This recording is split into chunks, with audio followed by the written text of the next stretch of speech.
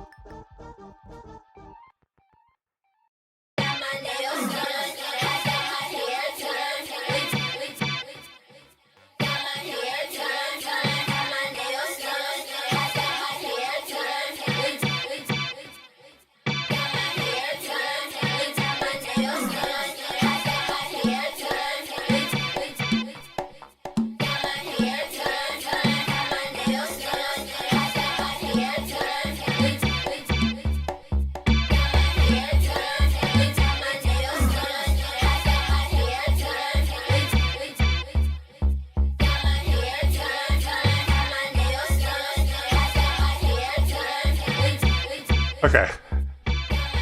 They're pretty much just anyways. I figure we're going to start now. A little bit early. Why not? But down there. Okay. But hey, welcome in. Welcome into let me go to that. Way. There we go. Okay. But yeah, welcome into. There we go. Yeah, but welcome into you know, I think it's probably been a bit since last time I did this game. But I don't know. I think it's mostly because of the fact that I was basically like as you see from the timer there, I spent like almost 5 hours playing this game last time. So I think I mostly just kind of wanted to deal with some other games for getting back to this, because I kind of had a feeling that I probably would be stuck doing this like after for way too long again. Because to be honest, I mean, for being a visual novel, it's actually like super interesting just see what's going on with this. I mean, at least now to know that I'll be able to get through some stuff that I haven't already played yet.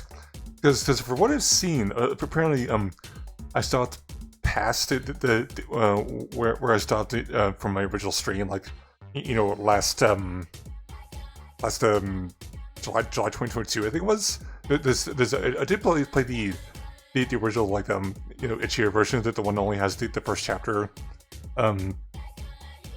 from my birthday stream that year, which was an interesting time. I think I only was like 4.5 hours for that time, but yeah, it's been definitely been something to tell you that.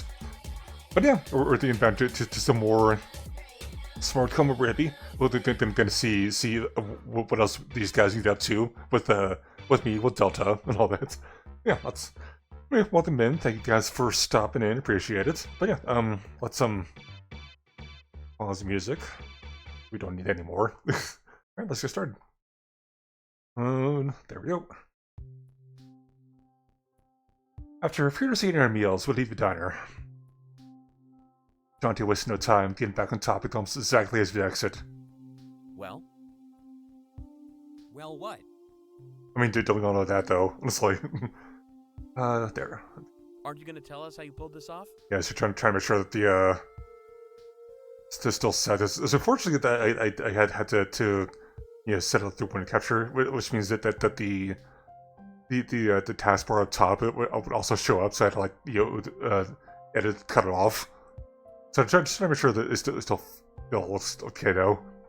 Yeah. Oh, right. Just didn't want to do it inside. Even if we're safe, it's still good to be cautious. I'll suffer with that too. It looks around and ensure that we have privacy. The streets are relatively empty today, so I think we're good. Well, Cypher was actually pretty successful. They just slipped up in the end. They had no problem creating new identities to place on blank phones. Their logic was sound, and their internal testing went perfectly. Cute.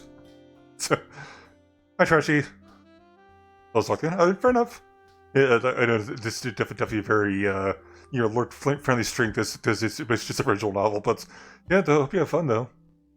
But things always change when you put plans into action. Once the phones So if I figure mostly to just spend a little time just chilling, not doing much. The phones were flawless, but the identities didn't have a match. Yeah, so it's mostly just experiencing the story. There's not much to it. it's been well so far. Let's say that. So it was just pushing past an extra layer of security. Okay. Well, I think that's certainly downplaying my ability.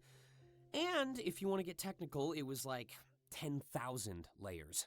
Ooh, that is definitely a lot though. The moment those phones connected to Argus, Cypher was compromised. Jeez. But I got to see exactly how they lost, and how to avoid it. It's something only a higher-up at Argus could accomplish. Yeah, for those of you who don't know, this is Isaac. And this is Dante. But basically, we basically just moved into to these guys' house. I think technically, he owns the house, but he also lives in the same place too.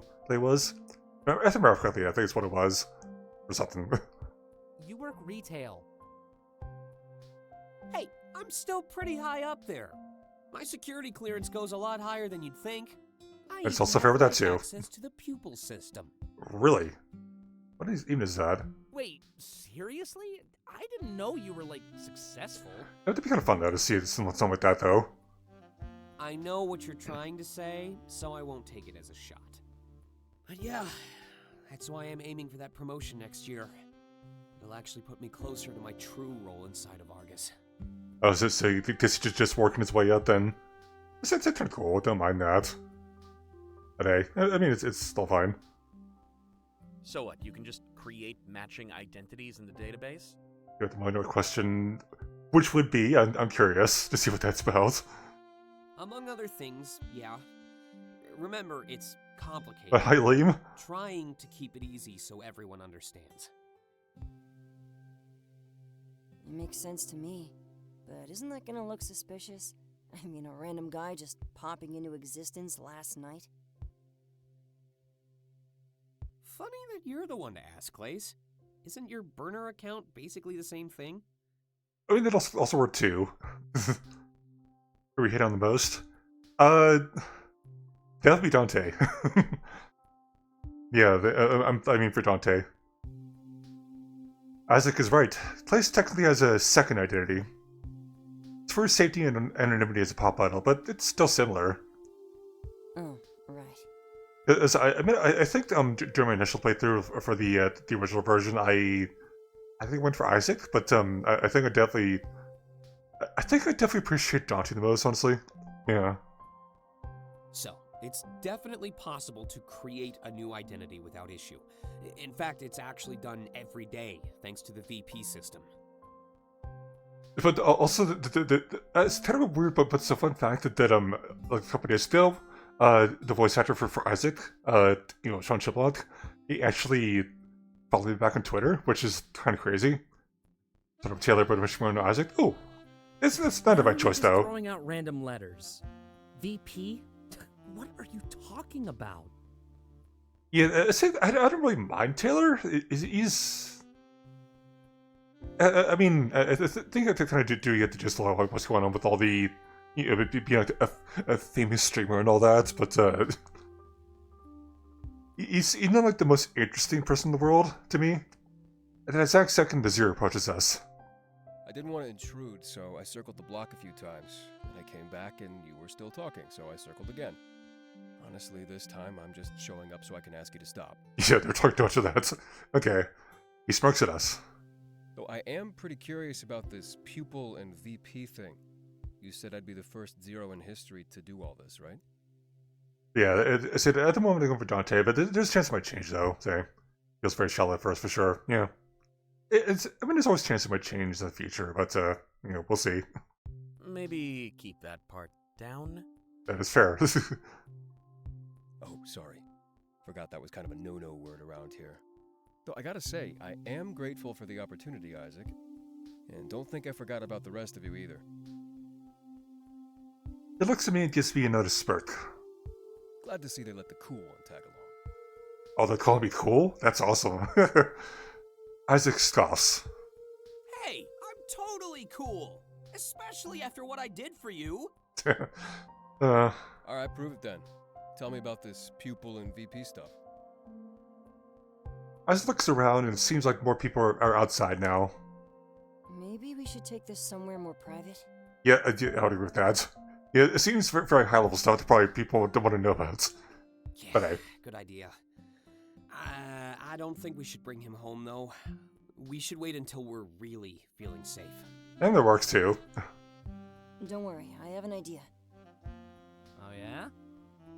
My talent agency has a branch in almost every major city. There's lots of air travel, especially when an idol's on tour. There should be a small airfield nearby we can make use of. Talking from the airfield, it seems a little excessive, but I guess if it's private, it works. Airfield? Isn't that a little extra? That's what I'm saying, man. Well, if you want to make it as an idol, you have to be a little extra. Besides, those private jets are super secure. I hide in them all the time. Oh, that's why I think of that. Huh. Hide? From what? Paparazzi? Just stupid stuff. You know, like responsibilities. That too. And you keep becoming more and more relatable. I'm down, though. Hanging in a private jet sounds pretty awesome. I wouldn't mind that either, honestly. That sounds fun. I like the sound of that, actually. And Clace's entry scan won't tip anybody off either. Especially if he hides in those things as often as he says. I mean, you're still gonna have to like sneak into there, but once you get in, it's fine. And you'll tell me more about all this technical stuff? Sure, why not? Yeah, in style, too. But especially if they actually just like lift off suddenly, it'd be nice. Guess I picked the right people to bug that day then. Whatever you say goes, Isaac. I'm totally in your debt. Hmm.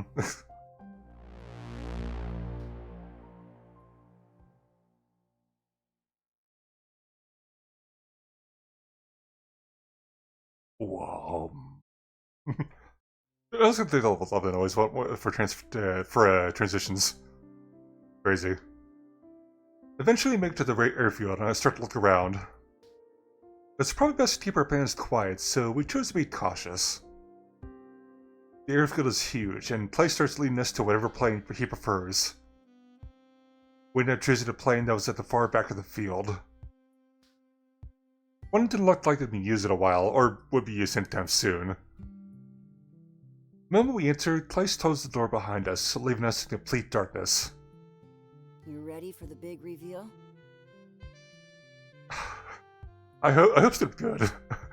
Please, I can wait no longer. I definitely hope it's gonna be good. I've never been in a private jet before, so I don't know what to expect. Oh, these places hyping it up though, my expectations are shooting sky high. A moment later, when we turn on the lights, those expectations are exceeded. And here we are. A real home away from home. Wow. Huh. I quickly scan the room, taking in the beautiful sight before me. Have like static or something like that? That's wild, man.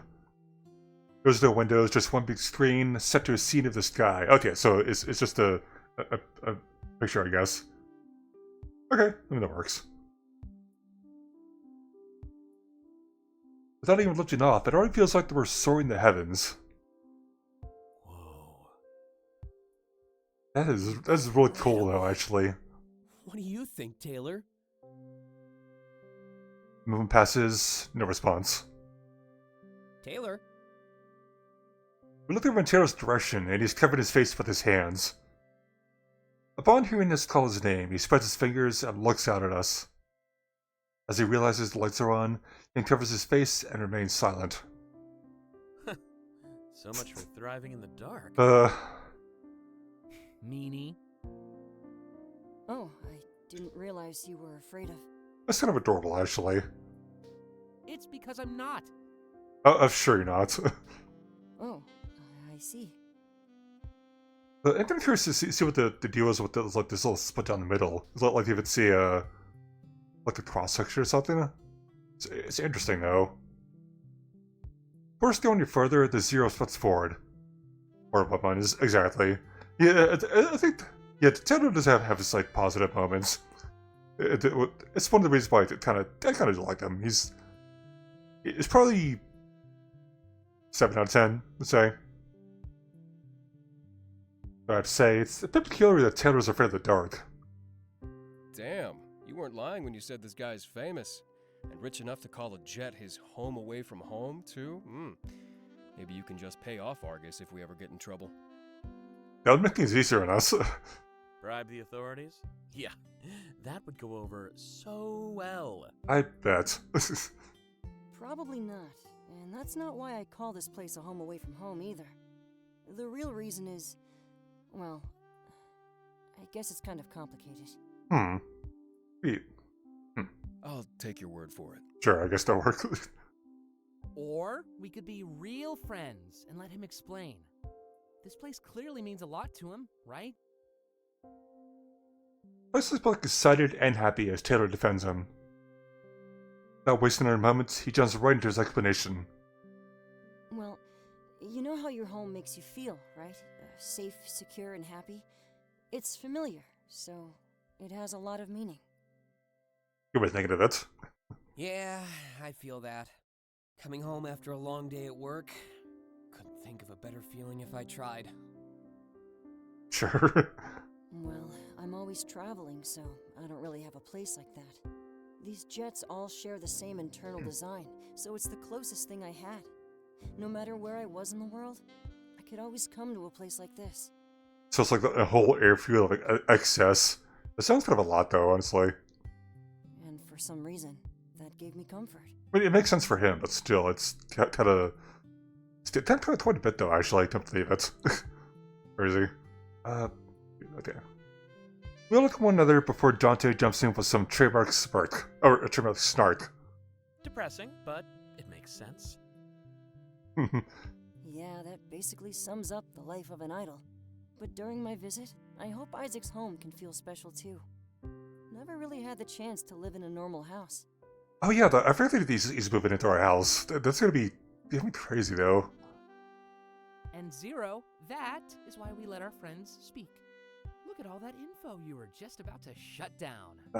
Let's see. Sorry, the cold shoulder kind of became my go-to. In the city, it's best not to risk exposing my identity. Though I guess now that won't be an issue. He tilts his head toward Isaac. You want to get this show on the road?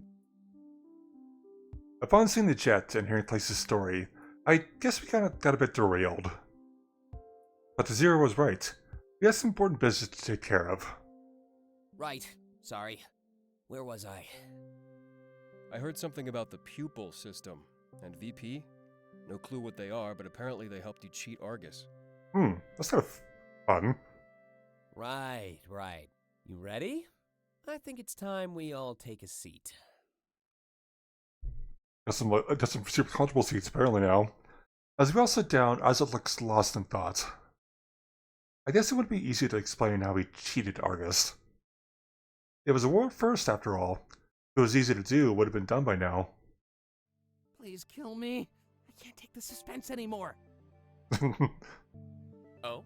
You want us to beat Argus to it? That'd be crazy though, actually. Not funny, Dante. Just imagine these random guys just managed to beat Argus to something like that. That'd be something though. It was actually kind of funny. The Zero smirks as Isaac finally breaks free from his train of thought. Right, so the pupil system is basically a database of everybody. It's probably where the eyes of Argus find themselves the most. When we signed up, that's actually where we put all our info in. Oh, okay. Interesting. I have write access, which means I can create identities. When someone needs to sign up at my store, I can help them do it. Argus just trusts me not to do anything more than that, I guess. Yeah, I can probably imagine why. Like, even if they... I'm not sure if they even know anything about the modifications he made to his house, but who knows. You really have that much power? I've worked for them ever since I was old enough to work. If there's anybody they trust with this clearance, it's me. There is a bit more to it, however. Okay, that is fair. Like Clay said, he has a second account. A fake name and a fake identity in the name of his security. There's already a precedent for this sort of thing. I just had to look into it. Oh, does he have a second account? Oh. Fake accounts and identities are mostly made for two groups of people. Celebrities, like our pop star friend, and those who make use of the VP program. Believe it or not, fake identities are created almost every day for it. Okay. Oh, I but see. What is it? Huh. The Vision Protection Program. Interesting. Huh. That can't be real. Oh, What are the details behind that is? People don't always have the best visions. In situations like that, Argus can give them a new lease on life. If you're a victim, or even commit a crime in your vision, they can relocate you.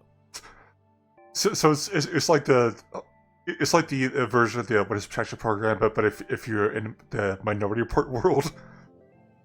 It's mostly a precautionary measure to stop crimes from occurring. At least, in theory, they want to stop bad visions from coming to pass. If you wanted to create an identity without suspicion, that'd be how. Yeah, it seriously sounds like this is very Minority Report for sure, though. He scoffs and shakes his head. I'm actually kind of surprised, Isaac. Now that you explained it, I think I believe you. Yeah, that makes sense. Yeah, it was pretty simple at the end of the day. At least for somebody in my position. Don't get cocky now. Yeah, I only beat the system that governs our lives. Totally not a big deal, all things considered. That seems very heavy, though, honestly, to be fair. You need to work on your sarcasm, Isaac. Yeah, to go from him, he knows his sarcasm. Well, I'm learning from the best. Yeah, as I say. We laugh and tension of the room seems to disappear. I can understand Isaac's explanation, at least a little bit. That's all the pieces fall into place all at once. Place's second account, the VP program, the people system, and Isaac's rank. Even those sales you lost to work, they all combined to let him pull this off. It really feels like a culmination of everything that I've experienced thus far. So basically, you walked a digital tightrope, and now it's up to me to follow your footsteps? Okay. A bit of a bad metaphor, if you ask me. I walked that rope, but turned it into a road for you. All the risky business is already taken care of, I promise. If you say so. I do. So, let me get this straight. Cypher taught you how to put fake identities on phones, and your position at Argus lets you verify those fake identities. Love just letting, like, just spinning the cursor around, just letting mess with the camera for the every bit. More or less. Yeah, I think it's not too bad. It's not to give people motion sickness or anything. And you set it up like Which he's is in good. the VP program, so it's technically the same as Clace's burner account? Well, I didn't want to snoop on him in the pupil system. But from what I gathered while studying, they're essentially the same. And how many times has Clace gotten in trouble for using that account? Probably not many, considering he's a celebrity and all that. Honestly, never. Or yeah, also that too. Exactly. Things are gonna be fine. As far as Argus is concerned, all of us are the same now. So what do you say? Ready for your new life, Zero? Yeah, I think I am. Oh, that'd be fun though. Isaac smiles and takes out that phone once again. He places it down in front of the Zero and quickly picks it up. I can tell he's confused, but he also looks incredibly happy. Welcome to the system, Chiron. Chiron? Is that my name? Yep, picked it out myself. What do you think? It's interesting. It's perfect. A little weird, but I mean it's interesting.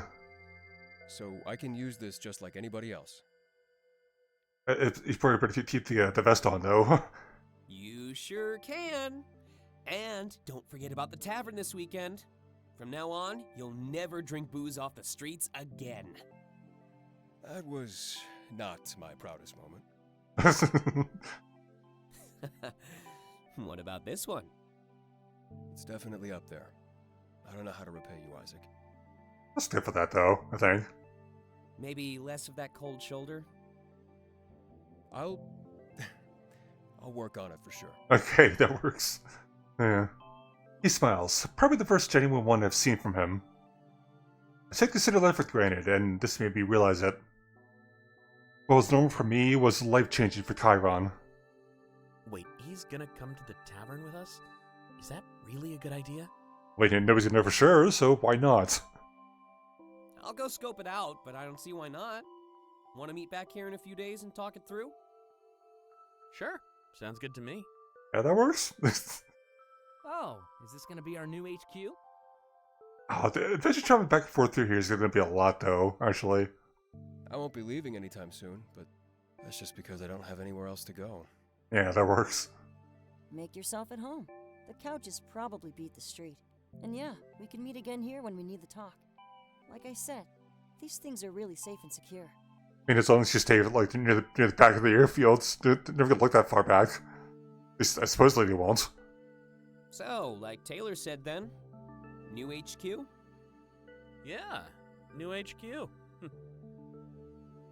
He smiles, and for some reason, everything feels weird. It's like we're at a turning point in our history, and the history of society. Like, yeah, that's good. Yeah, sorry, just double checking the, there. Chiron would always and forever be the first Zero to integrate into the system. Maybe there was hope for everyone else after all.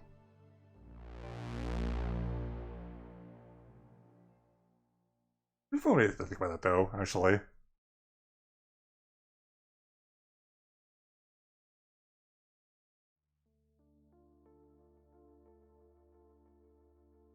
Cool. I sit in the chair with my face in my hands.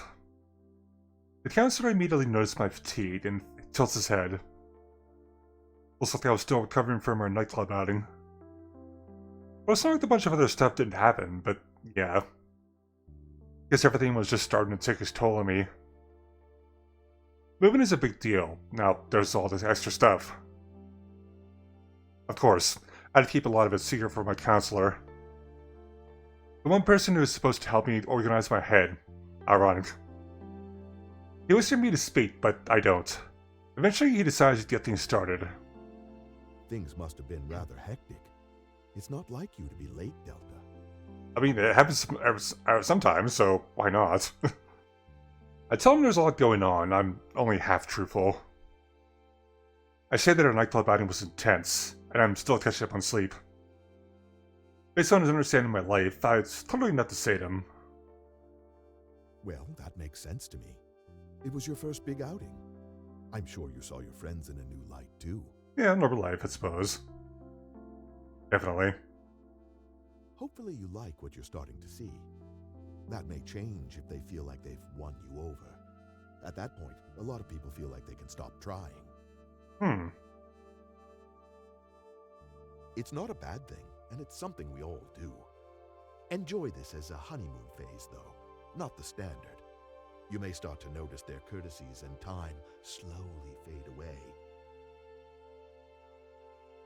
Understandable, but it seems a little strange that they'll be that fast, though. But on the bright side, at least you won't be tired like this all the time. I'm assuming it was a one-of-a-kind welcoming celebration? If not, I may be kind of concerned for your friends. I mean, it lasted like, I don't know, hour and a half or so. It's the whole session in the club lasted a long time. But it was fun though. Let's not soft chuckle. The old lady was attempting to make a joke. I told him that they'd like a good time, but this was definitely over the top. Sounds exciting. But I have to ask, is alcohol commonplace in your group? I nod. Common, but not a focus. A genuine concern, but I tell him we're just enjoying my arrival. Very well. Just make sure you're drinking for the right reasons. Sometimes people ask how much instead of why. Think about that if you ever want to self-evaluate. Okay, sure, I'll go with that. Seems like a good time to tell him about the bar. Alcohol use might be around for a while, especially on New Year's Eve. Thank you for the head pats, by the way.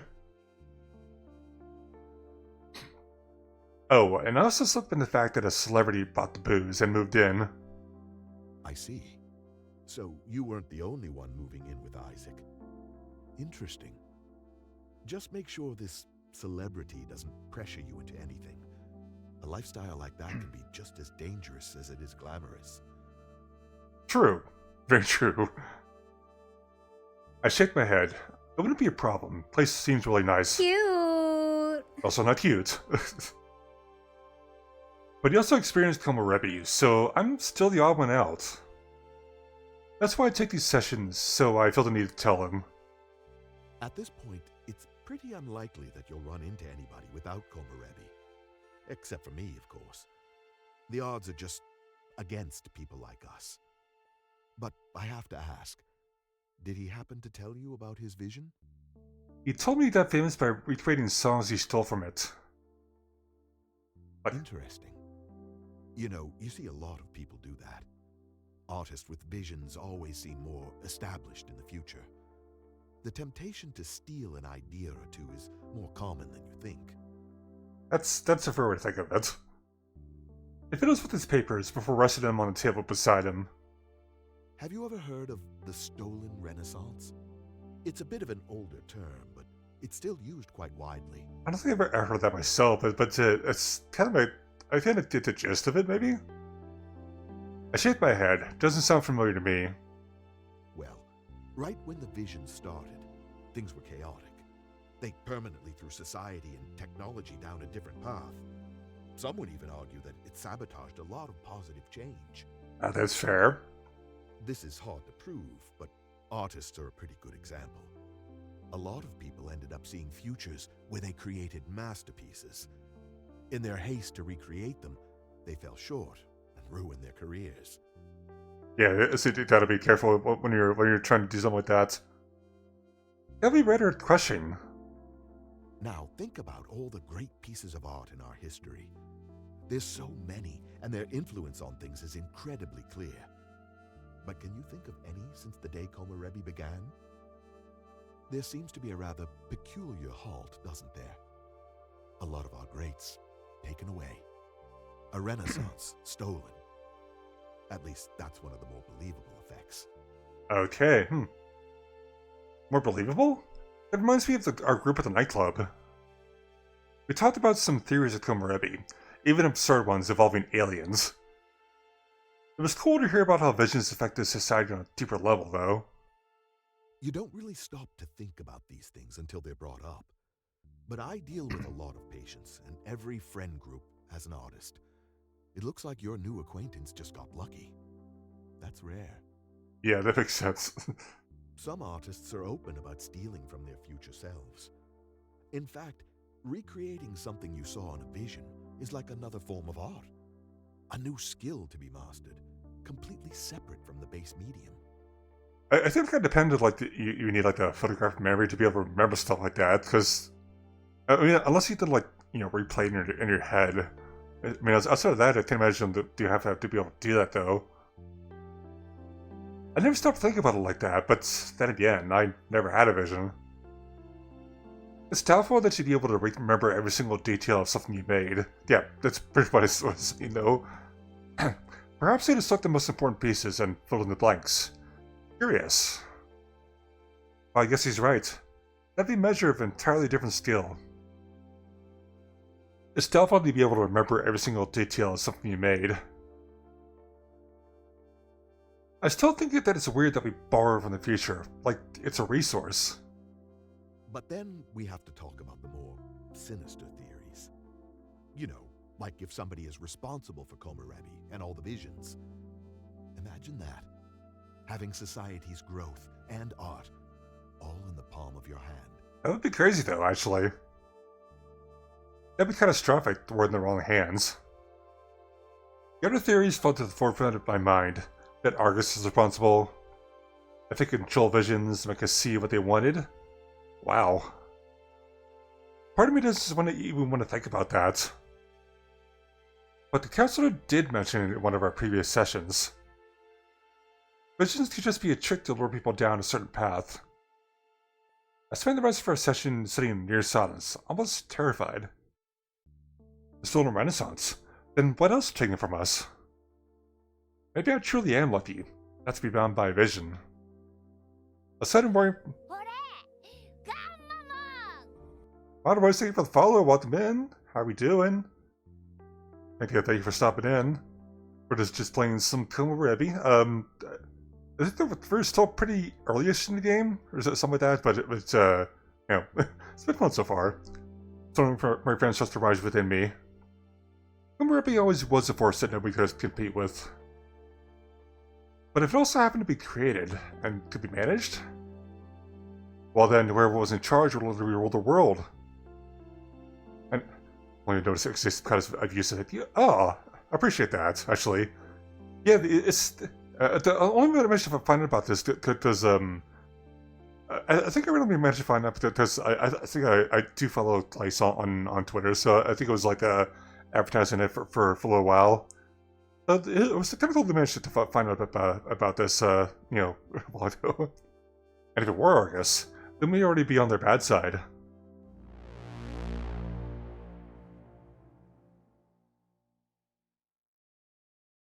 Because I did play, I said earlier, but I did play the original version that he had uploaded on itch.io, but they only had the first part, the first chapter or whatever it is. It's been a lot of fun so far, though. Welcome to the second of 4 fragment maps. Oh, jeez, okay. This will act the same as the first one, so no further guidance will be offered. Remember to read Delta's diary entries between pivotal fragments. and enjoy your journey. Yeah, it'll pretty much be the same as it was during the first path. Because you can pretty much do like in any order you want. Like you can go like straight this way. Well, there, maybe Robert, do you have a favorite one from the season's lineup? Oh jeez. I mean, to be honest, I've been like so behind. I've not had time to actually be able to pull a Crunchyroll and watch some stuff. But I've been watching a bunch of the most recent season of Digimon, Ghost Game. Watching that, I've seen. That's all I think off the top of my head. Yeah, but I was going to say that there hasn't been like a huge amount of anime that I've been like super excited about seeing, but it's been like off and on, I guess. But yeah, that's what I was saying. So yeah, so we can first go in any order we want. Like you can go straight this way, straight that way, or do like that. But I usually tend to like go, this, like flip between the two of them. But yeah, start with the first one. Experience pivotal fragment. Grounded, yet free. Yeah, I kind of do want to get into a couple other animes. I think maybe I'll look around, see what kind of interesting stuff I have. Some stuff that'd be on Crunchyroll that I'd be able to watch. Just as planned, the BA meets up in the private jet. Everything was a bit more clear, but far from being set in stone. Especially if we were planning to bring Kyron to the Wayfarer with us. Nice, there's a lot, so I get it. Yeah. Yeah, it'd be tough to be able to catch up with everything. There's like a lot of stuff. Just by default, places like that already have above average security. Oh, actually, come to think of it, yeah, there's one that I definitely like super enjoyed that I like watched last year. I think it was called Africa Salaryman. It's hilarious though. I think you definitely should check it out. But if Isaac were to pull this off, I guess there wouldn't be any issues. The paranoia that others felt is slowly finding its place inside of me. Kyron and Clace were sitting in one of the couches in the back. Did they beat us here, or they've been here all along? For some reason, I'm surprised that they hit it off. Yeah, I kind of wanted to see that again, actually. And it randomly, but hey, it's fine. They exchanged smiles as they looked down at Kyron's phone. This must be showing him what they can do with his new device. I bet it feels like a whole new world just opened up for him. Hey, what are the lovebirds up to? Me? And him? I mean, what's wrong with that? Wow, when you say it like that, I'm offended. No, I just meant... Don't worry, Chiron, he's joking. Taylor's the king of putting people on the spot. Well, also, the funny thing is that with me having watched like a lot of anime, I then have a tendency to like recognize voice actors because he's Jonas Scott. He is, I think, Jesse Nakala, I think it was one of those. Yeah, but the crown is just way too heavy, so I leave it at home. Maybe you can come visit and take a look sometime. He's also the king of flirting at the worst possible time. Also fair. Whatever. We're bonding over crimes. Isn't that the best way to do it? It's always good to put bond over crimes, in a way. Definitely not. And suddenly, the gravity of the situation sets in. No matter what, we're still aiding and abetting a zero. Will that really make their bond stronger? For some reason, I doubt it. I really hope this has nothing to do with why they aren't in touch in their visions. What were you two up to anyway? I hope we didn't intrude on anything. He was just showing me some cool things I can do on my phone. Why do you ask? Is that a hint of jealousy I sense? Are showing some hot pictures in there? No, I can do cool stuff on my phone too. Just didn't picture you two as compatible. I mean, it also works too, I guess. He's pretty cool, actually. Even plays guitar. I'm letting him listen to some of my music. Oh, that's kind of nice, though. It's really aggressive. Not a fan of music made on a computer, I guess. There's just something about the feel of those strings, you know? I mean, you could also make music to do actual strings, like recording there, but it'll eventually be in computers. As the conversation continues, we all move to seats of our own. Kevin really is just like one of us. I can understand the logic of Argus. It's not like Chiron chose to be born on a colony, it was forced upon him. For example, if I left the city, I'd never be allowed to return. And if I had children on a colony, they'd be stuck there too. The choice to separate from Argus condemns your entire bloodline. Seems far from fair. Well, more power to you two then. Maybe you'll get to feature on his next album.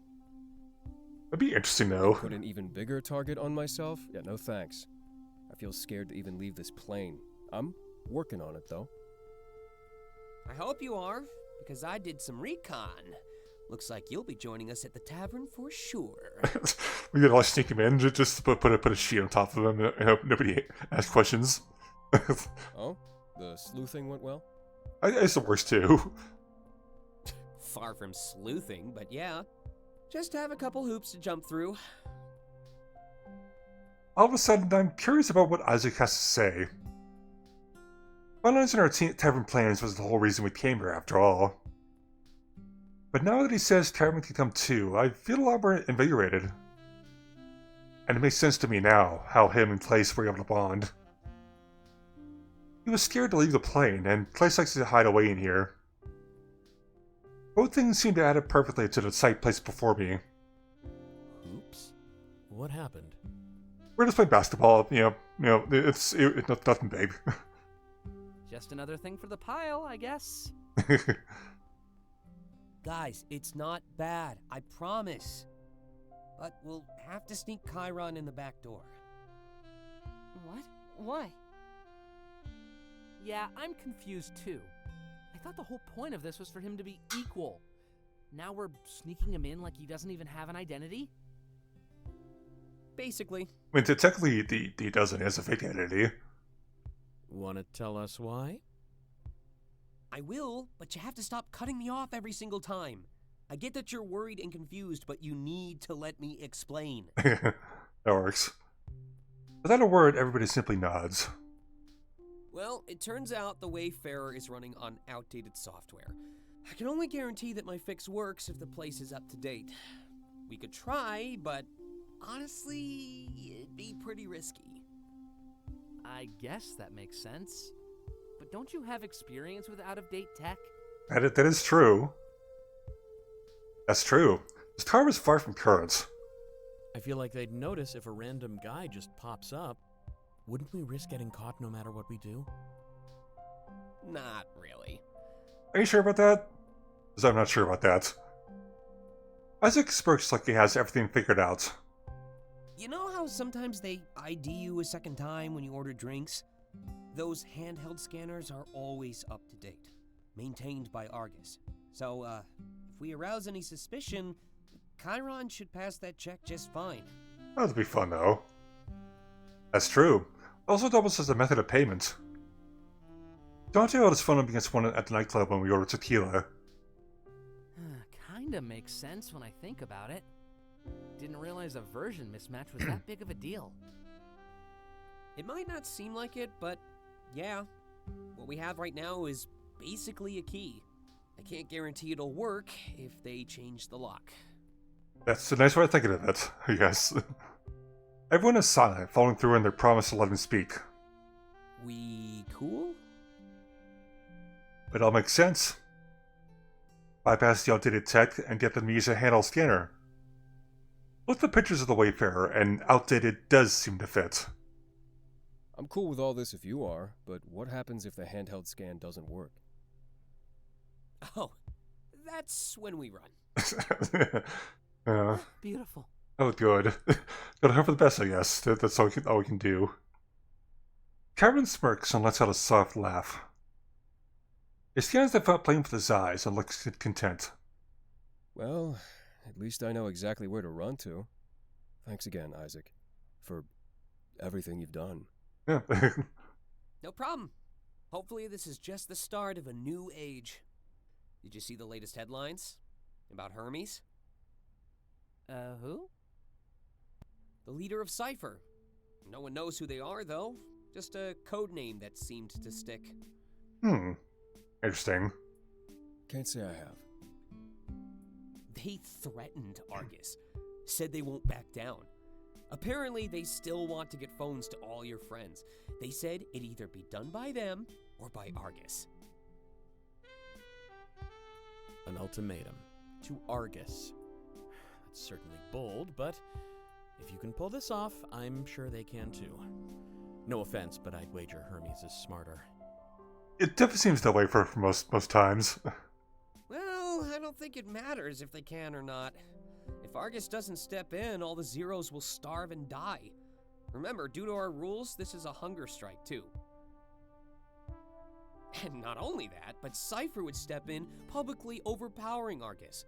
They have the chance to save lives and their own public image. All they have to do is make the right choice.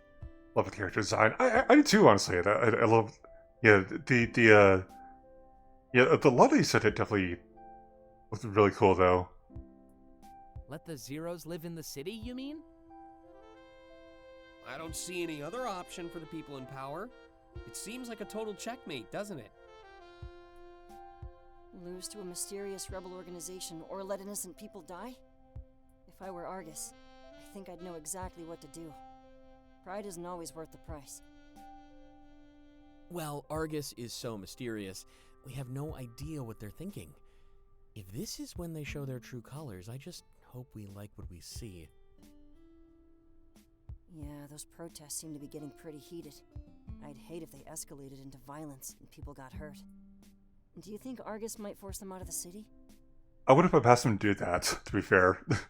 I doubt it. Remember, the spotlight is on them now. Every move they make will be scrutinized as much as possible. It really looks like we might be moving toward unity for once. Wouldn't that be good if we end up doing that, though? Looks like for Kai running Sprix. Almost said Huron, so... And in that case, we didn't do anything wrong. We were just ahead of the curve. I guess I'm not surprised. We could see the tensions mounting right in front of us. Let's just hope that Argus wants to negotiate and compromise. With the pink fairy character so far. Yeah, I was saying he's pretty on my list too, but this guy here is Clace. He's based off the creator of the game, but he's not like an exact an exact version of him. I think he's like that's pretty much how it goes with that. Did Cypher issue a timeline for this? Yep, right after New Year's. During the anime convention, too. Every convention. Oh, Looks good. like That's it's been an that interesting fits. couple weeks then. Happy to be part of the gang and have front row seats. And if the world goes down, well, at least we all go down together. Love the sound of that. I'm agree with that too. Of course he tunes in at the first mention of getting down. Jeez. Hey, what can I say? Ideally nothing. A small laugh between friends ensues after everything seems a bit better. I'm a bit scared, since we seem to be on the verge of big societal change. But the uncertainty of what change is starts to terrify me. I like to believe that Argus is good and they'll compromise with the Zeros. However, we hardly know anything about them, just that they're kind of in charge. This is their chance to step in and show the world who they really are. And by extension, seal our own fates as well. So, what's next then? Well, we have our game plan for the weekend. Let's say we meet at the Wayfarer after supper on Friday. Oh, it's probably the big event after we finish the map, I guess. It works for me. Kinda excited to see what this place is like. I'll meet you nearby, and we can work on sneaking me in. And only a few days later, it's time for the Quantum Leap. Yeah, I'll do the Quantum Leap. The what? Oh yeah, they mentioned that the other day. I never did get an explanation on what it is. Cute. Not cute. Hi Dudley. Welcome in. It's just a tradition I'm starting. You know how midnight is the best part of New Year's Eve? Well, we rig a few clocks so we get to do it 4 times in one night. Okay, I think it's never doing that because I remember like you originally explained it, or it's basically like where they drink one time for men on the East Coast, so that one time for Mountain Time, one time for Central Time, one time for West Coast, and all that. Whoa, that sounds awesome. Will Chiron be able to come? I'm not so sure about that right now. Let's see how things go at the Wayfarer.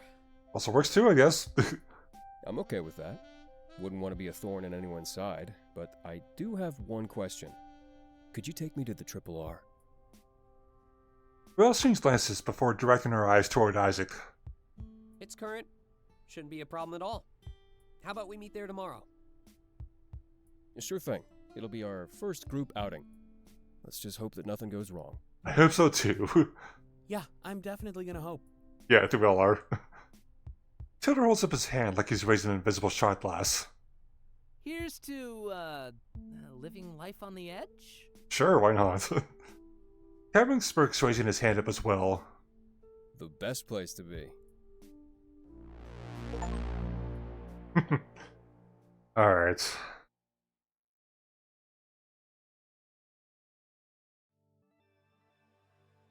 So we got a journal entry to do. View Journal Entry 1. I don't see this. Well, the nightclub setting was certainly intense. Turns out that's part of Aga's big surprise when introducing all of us to Clace, a popular musician.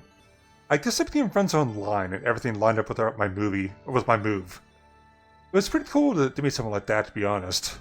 I'm not sure how our overall group dynamic will be affected by this, but I think our actions worth Chiron had the potential to do that even more. The fine Argus doesn't sit too well with me, but as long as Isaac promises that we're safe, I don't think they have any need to worry. It's also kind of cool to see a Zero enjoy life in the city. Probably the first Zero in the whole world to do so. 10 bucks street, nice! That's awesome! You enjoy those extra points, or do whatever you want with them. I'm just worried that every time we turn a corner, as an Argus agent will be there waiting for us.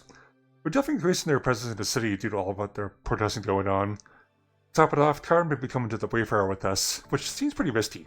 We're going to meet in the plane again to discuss this stuff further. So, to 450. I think 450 is the max, honestly. As far as I've seen, I know I have a couple streams I watched it that like I have a streak going with that. I think I've only seen it go up by 450. Where to stop? Hi, Drew. Welcome in. Peter will testify sticks. Like such stuff you keep a secret from my counselor, since he should be helping me to make sense of my life.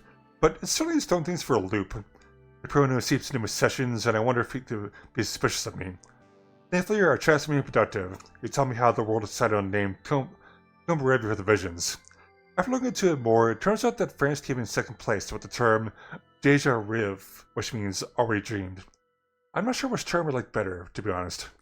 Komorebi does seem more in time with nature and beauty, while Deja Riv certainly captures the mysterious and subconscious phenomenon, the importance of a name. Alright, no problem. Thank you for the alert. Welcome everybody, we're just playing some more Komorebi. Let's do... Yeah, we're here in the second fragment map. Dude, Isaac phone. Experience heart-to-heart fragment. Isaac 2. I was supposed to compare to that. I would say honestly, my handwriting probably is decent, but not that great. So yeah, I understand where you come from with that.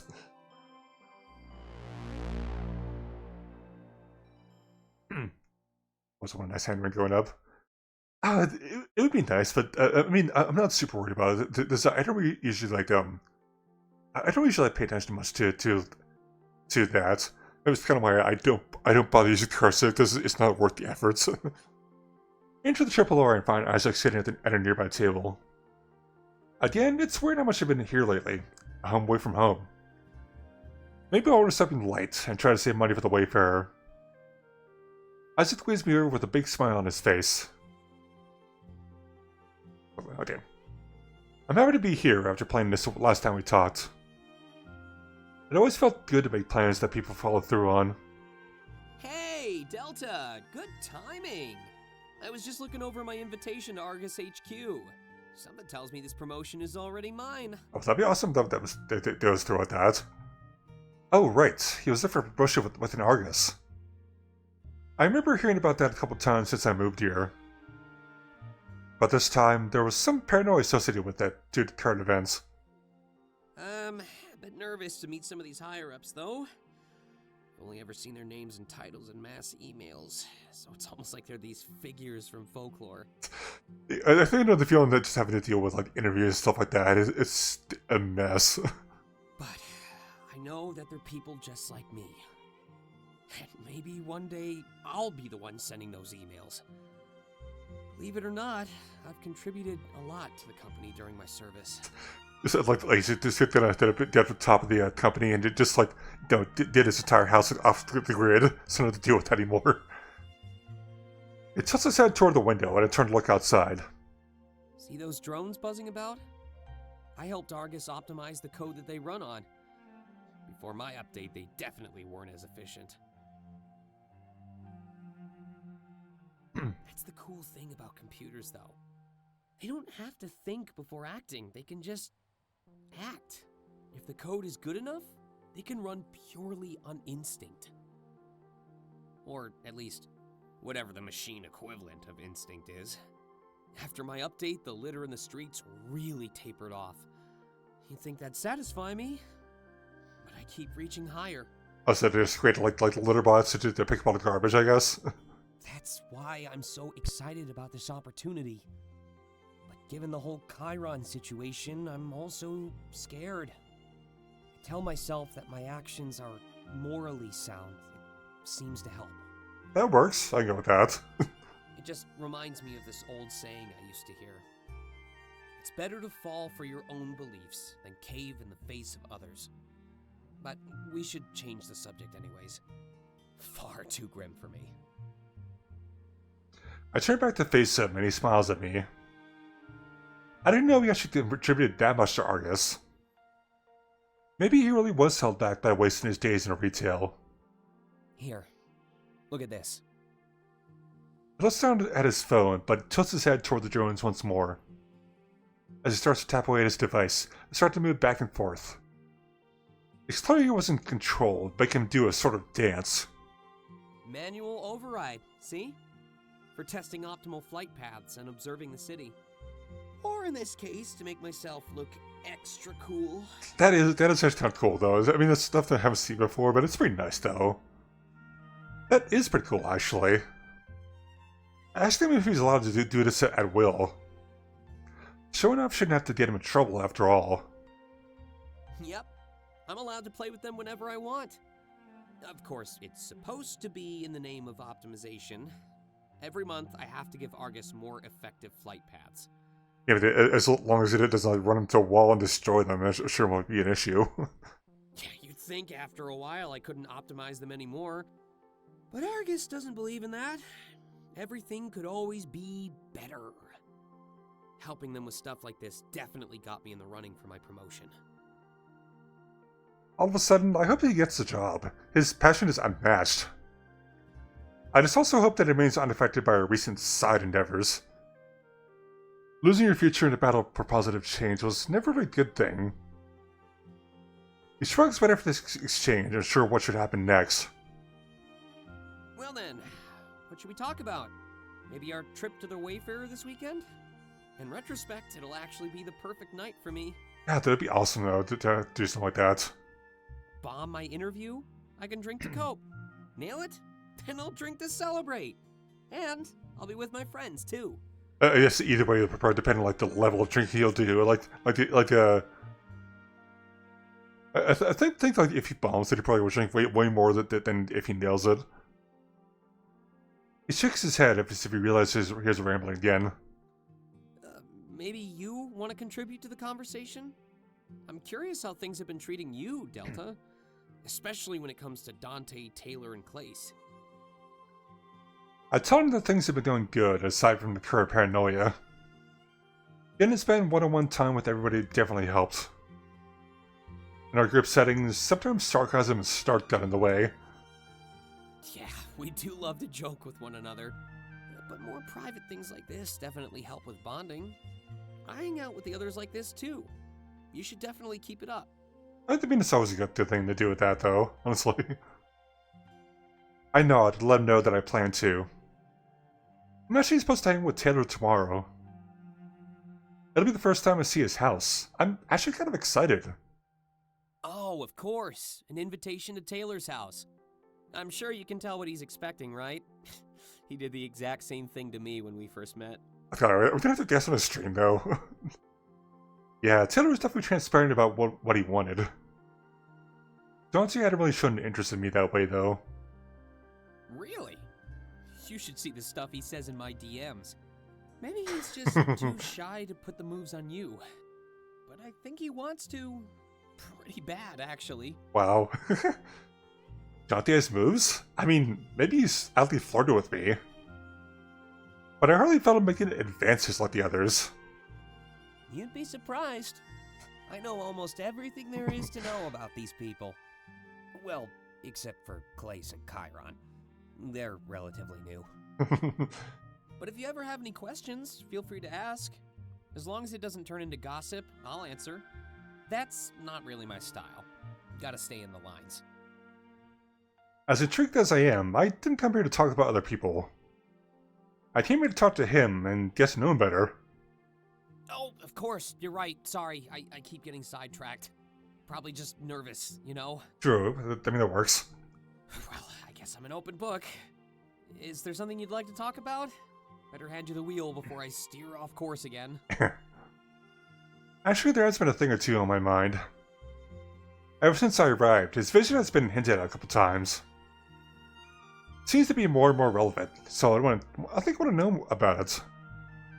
Wow, guess I should have expected that. There's one thing that I'd rather not talk about, and you pick it. Turns out I'm not as much of an open book as I thought. Sorry. I don't think there can be more choices, but hey, that's fine. It's fine. I never forced him to speak about his vision. That's why I told him to only talk about it if he's comfortable. Perhaps one day he'll open up about it, though. It's quite intriguing. A bright future and one linked to our current situation with Chiron. Part of me assumes that this all ends in our favor. But it really couldn't be that simple, could it? I'd rather get to know each other better, if that's okay with you. You know, who we are here and now, and where we came from. A lot better than talking about a future that might not happen, right? Yeah, this seems a little heavy. I guess that's fair. I decided to ask him about that jacket he's always wearing. Taylor picked on him for it, and he insinuated this wore it at work. Everything implied that it had some sort of deeper meaning to him. Oh, yeah. I guess I do wear it a lot. Taylor only picks on me because he knows it's meaningful. But it was just given to me from someone special in the past. It seemed to be a little tough to wear like in warmer weather. You're probably boiling in there, especially with the all the floof there. Fit them a lot better than it does me, though. That's why I keep saying I'll grow into it. I don't just mean it physically, you know? Oh, that's fair. That makes sense to me. It's kind of like filling someone else's shoes. Or perhaps feeling worthy enough to carry on someone's legacy. Have you ever had something that makes you feel safe or comfortable? I guess it's kind of like that.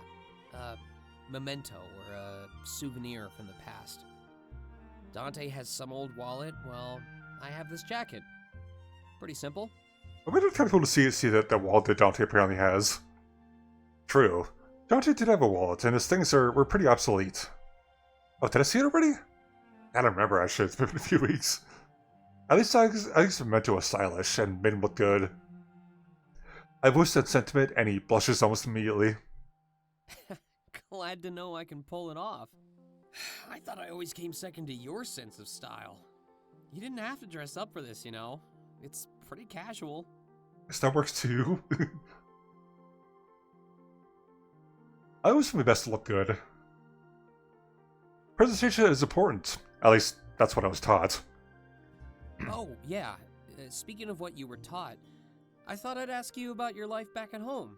Or your old home, I guess. If you're comfortable. Oh. Wow, really? I didn't know it was like that. Probably for the best that you left it behind then. I didn't mean to drum up any bad memories. I apologize. Huh. I just bet that could happen. I tell him it's fine, and it's important to open up from time to time. There's obviously a few things that he's been holding back on purpose, too. I'm in no rush to find out, but I tell him we should never be afraid to talk to each other. I think my implication is pretty clear, that he can trust me with his vision. Oh, trust me. I know. It just takes courage, that's all. But I think I'll have plenty of that on New Year's Eve. I plan to tap into it and make our bond even stronger.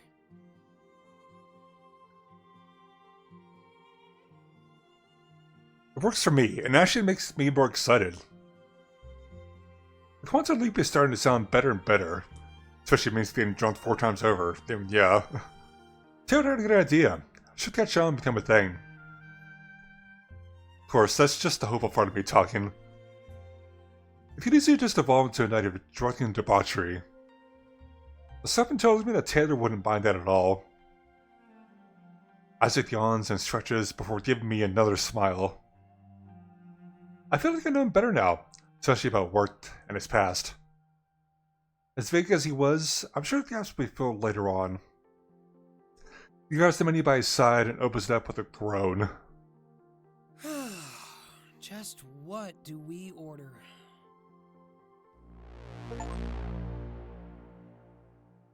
I've seen it happen a lot.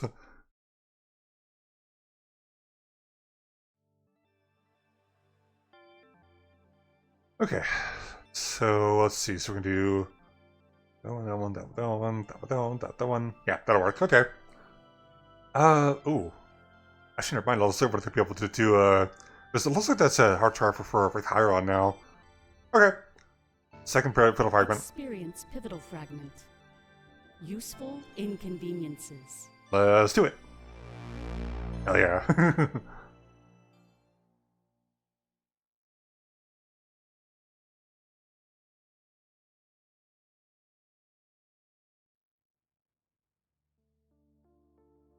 I wonder what these, man.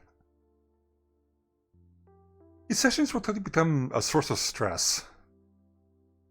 The man who's supposed to guide me seems to walk a different path.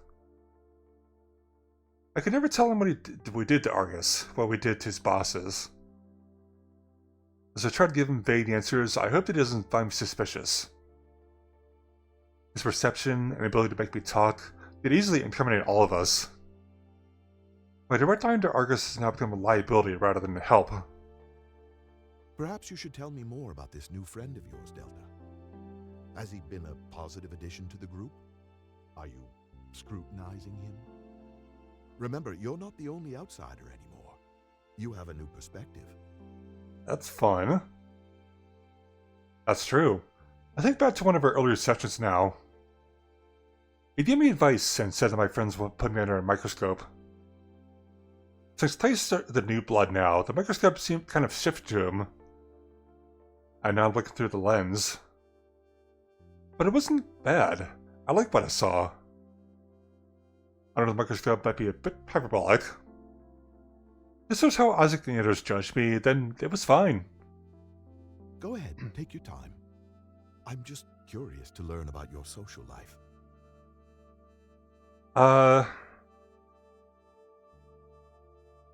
He's great, and I've told him somebody of note. I can imagine it might have its benefits.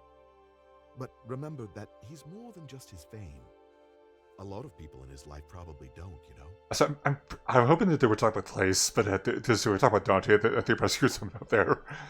Not that I know who he is. It's just an educated guess. Some of the patients that I counsel are people of note as well. They all share similar struggles. The lack of genuine connection. Okay. I nod. That makes perfect sense. Just treat him like a person? I do that by default. The fact that other people don't is just kind of depressing. I get a smile from him before he starts scribbling more notes. Every time he does that, I start to get more and more paranoid. Would he tell that I was hiding something? What was he writing? Moving on, I actually wanted to ask you something. Did you watch that report last week on Komorebi's anniversary? Well, I didn't have much of a choice. I don't want to lose points. Good to know that you care about your score. A lot of people just shut off their TV and take the hit. It's not a huge penalty, but it takes some time to recover. It depends on like how many points you'd lose if you did that.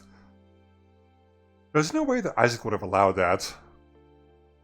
I didn't even really watch it though, if I'm perfectly honest. I remember Argus stroking their ego and something about nostalgia. I'm curious why he brought this up though, so I'd sit and listen. They actually skipped over something pretty important. Do you know how Komorebi got its name? Yeah, the visions look into our world like beams of light in a forest. No, not the meaning of the word, Delta. I'm talking about how the world came up with it. How we all agreed that Komorebi was the right term. I think they mentioned that in the journal entry too, actually. Oh, the one that was something that's put implied like in this fragment. I actually don't know that story. Odd of them to omit such a big detail, isn't it? Celebrate the history, but leave out some of the origins? It's not anything super interesting, but it's a story I like to share. What's wrong with that? I nod. I'm actually kind of curious why the word Komorebi was chosen. It's not something I stopped to question. To me, it was just the nature of things. When the visions first began, nobody knew what to call them. Everyone had ideas, but nobody could make a decision on behalf of the world. It had to be the other way around. The world needed to make this decision. Or nobody did like figure out an answer. That's just human nature, apparently. Each country was allowed to take submissions from their citizens. Then the entire world would vote on which word or country would win. There was a huge summit where the votes were inspected and revealed. It's like a contest? Interesting. Japan and the submission of Komorebi won by a landslide. It was likely because of its relation to nature and beauty. We thought a term like that would make things less scary. I mean, it would make the things more like relaxing, I guess. Mitigating the fear that Komorebi created was very important. The contest helped people focus on a cause and unify once more. People argue that without it, society may have ended up collapsing. That makes sense. That sounds really intense, but it also makes sense. Komorebi created chaos, and it's well documented how bad things were. Getting the entire world to band together for a friendly competition? Good idea. We'll never know for sure, but it's interesting to think about. Anyway, I just think it's a nice story to share. But there's a little more. It leads into a lesson that I like to teach my patients. Oh, so that's what he was doing. The story was actually just set up for some advice. Seems very wise though, so let's let my curiosity piqued.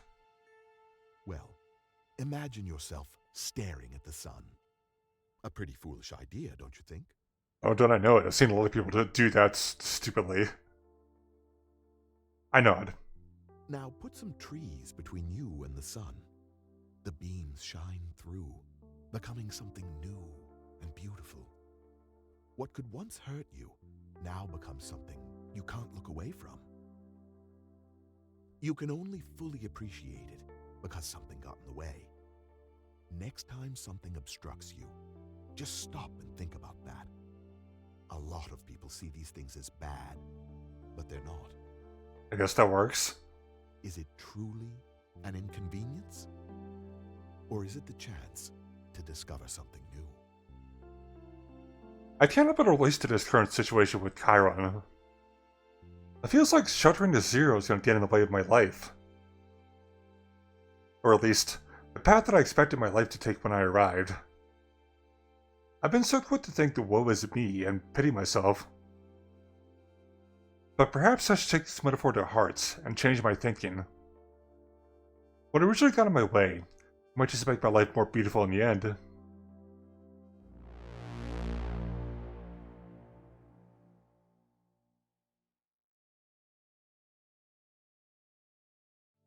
Okay.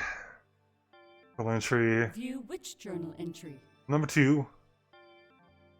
Let's see. It's a little odd that Argus chose the name Argus, with how much they support the name Komorebi due to the fact it's natural and beautiful. You'd think they would have named themselves after a monster from ancient history. Granted, it was a monster with many eyes that could see almost everything, so while a little scary, it was fitting. I wonder why the anti-Argus organization called themselves Cypher, but I couldn't find any reasoning, just theories. A cipher is a code waiting to be cracked, a mystery. I guess it makes sense for an enigmatic rebel organization. What really does make sense, however, is the name of their leader, Hermes, everyone's favorite psychopomp. It's right in my favorite mythos too, so I'm not surprised that I didn't think all together. In addition to helping souls cross the threshold, which can be mirrored in how Hermes helps zeros into the city, he's also known as Argifontes in the same mythology. It essentially means Slayer of Argus. How fitting. Whoever they are, they clearly did their research, and are sucker for symbolism. Do they really win? If Hermes doesn't come out on top, then it means zeros will be given phones and the right to live in the city. In that case, we wouldn't have done anything wrong. Ahead of the curve, as Agus said. Of course, things are easier said than done. Dante and Taylor are clearly doubting Agus a lot more than I am. It's hard to get Rena in place, though. He always seems to have his nose burned in his notebook. Guess it doesn't matter what any of us think, though. Trip to Triple R and Wayfarer will be the real test. Interesting. Okay. Time for Heart Arc, Dante. Experience heart-to-heart fragment. Dante 2. The way it's done, it seems definitely interesting. I would say that, though. It's definitely something.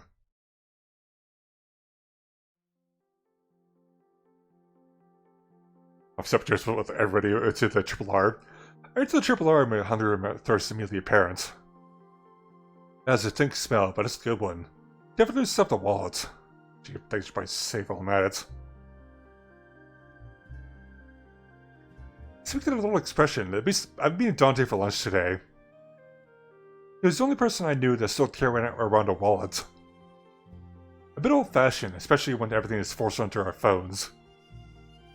But I guess it could still be useful for something, whatever that something could be. I eventually found him sitting at a table in the back corner. That's not where I expected to see him. We all could have a usual table.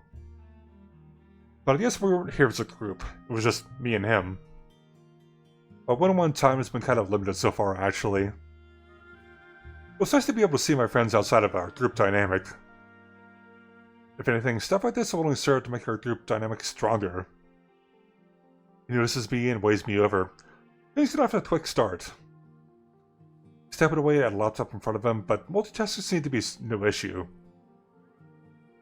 Since I wondered about it moments ago, I asked him about why he has a wallet. Most people tend to start with a greeting, Delta. But I guess I'm just too cool for people to follow the rules. And if you must know, it was a gift from my father. I always love having everything with sentimental value like this. It's kind of nice though. Can't complain, really. Oh, that makes sense. Just a relic of a simpler time. Basically, he told me we should never forget where we came from. I don't really know how a hand-me-down wallet helps with that, though. It might be one of those things that only makes sense to old people. It makes me wonder if you actually carried cash in there or something else. Not like a picture or something like that. He laughs before closing his laptop. Guess work was over now. Sorry about that. You never know when a good idea might hit you. It's a total lifesaver carrying around something I can jot notes in. In fact, I owe a couple of my best-selling ideas to this thing. Yeah, I think I'll hit something like that, though. Sounds like being a writer is tough. I didn't even consider the possibility of creating your own ideas. I mean, don't I know that fact? I know I definitely had like a fair share of ideas that I ended up not remember after a while. But all of a sudden, I'm mad at the thought. I can imagine how much it would suck. Though, nothing helps as much as this. Reaches for a cup and takes a large swig of coffee. My greatest ally. Weaponized caffeine. More like the greatest addiction. Honestly, I used to hate the stuff. I wanted my day to start when I got out of bed, but all the work just made it harder and harder for me. Yeah, I feel that, though. I remember Taylor mentioning something different in the nightclub. Something about a contest that turned him into an addict? Dante immediately blushes and looks away from me. Gotta be honest, I was hoping you forgot that one. If Taylor is good at one thing, it's embarrassing me. Yeah, he looks freaking adorable when he's blushing like that. It's great. I've won one contest too. It's nothing embarrassing. Those companies can throw out a life-changing amount of money. Yeah, well, that's the thing. This wasn't a contest for money. The prize was a once-in-a-lifetime experience. Oh, interesting. Like a trip around the world? You could say that, yeah? I guess that works? He's being extremely vague. Why is this so embarrassing for him? Tell him he has nothing to worry about. I won't be judging him. Fine, but I'm only doing this to beat Taylor to the punch. Something tells me he's just waiting to drop this one on you. I see. He rubs the back of his head and lets out a nervous laugh. It was Clace. I used to be a huge fan. Well, I guess I still am, but I really wanted to meet him. He had this brand of energy drink and used it to launch a contest. Oh, can feel that though, actually. Find the winning can, and you'd get to go on tour with him. I guess I thought that traveling the world with a pop star would be inspiring. I didn't win, though. I just ended up with a crippling addiction to caffeine. Well, yikes. Thankfully, not that bad, but it would suck if it ended up happening.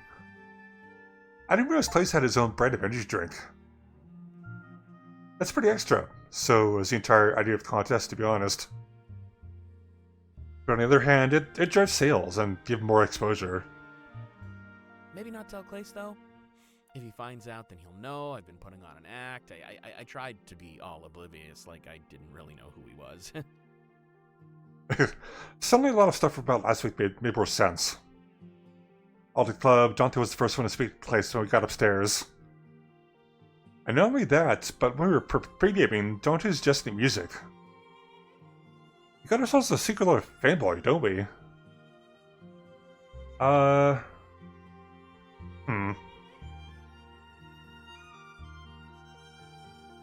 Don't worry, I won't tell anybody. Thanks, Delta. I knew I could count on you. Yeah, the turns out what the other picture was. The picture was the flirting one, so I didn't want to avoid that one. But I think I saw people start to turn and look. Maybe we should change the subject? Maybe, yeah. Right. Chris requested that we offer him privacy while he was here.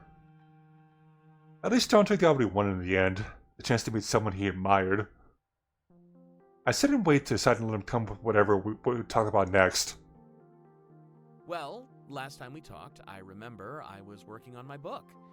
You'd be happy to know that progress has quite literally exploded.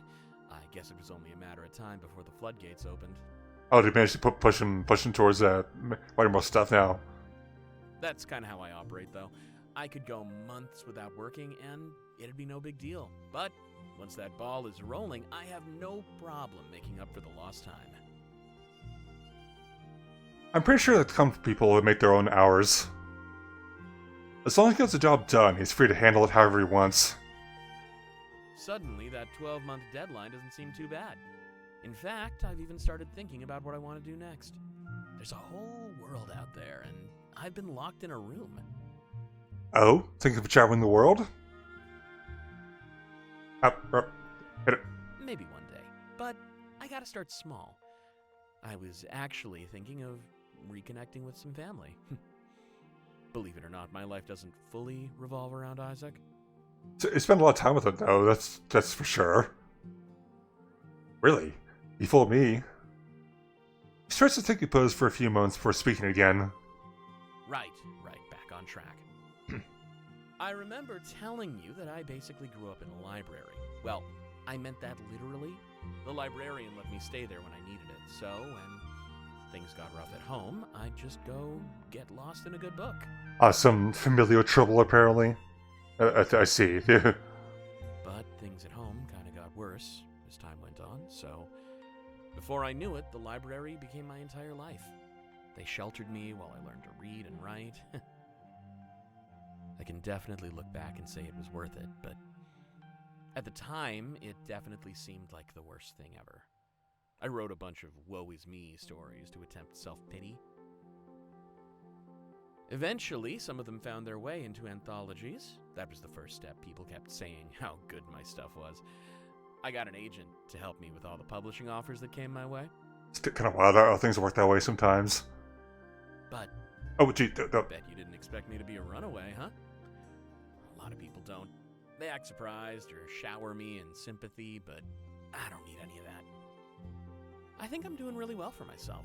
It seemed to run about like skip stuff for some reason. Not sure why. Do you think that too, Delta? I mean, I feel like I've accomplished quite a bit, maybe enough for my family to let bygones be bygones. You've accomplished a lot. Just kind of infatuating. Oh, come on. You're starting to sound like my inbox. But nice to know that you're at least a little taken with me. We'll have to talk about that more sometime. It's totes mutual. Ah, that's adorable. Of course, I need to finish this book before I do anything major. Unless any impatience gets the better of me, which it will. Either way, I just hope you'll have my back. I nod and tell him he's right. I'd always have his back, especially now that he's opened up to me.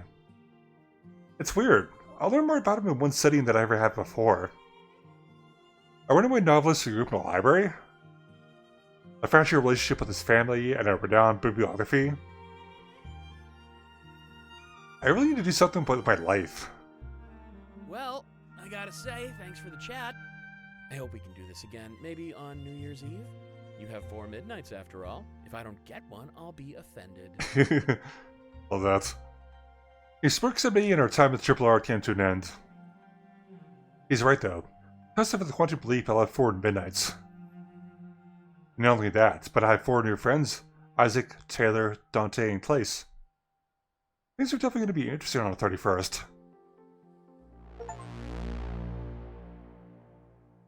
Well.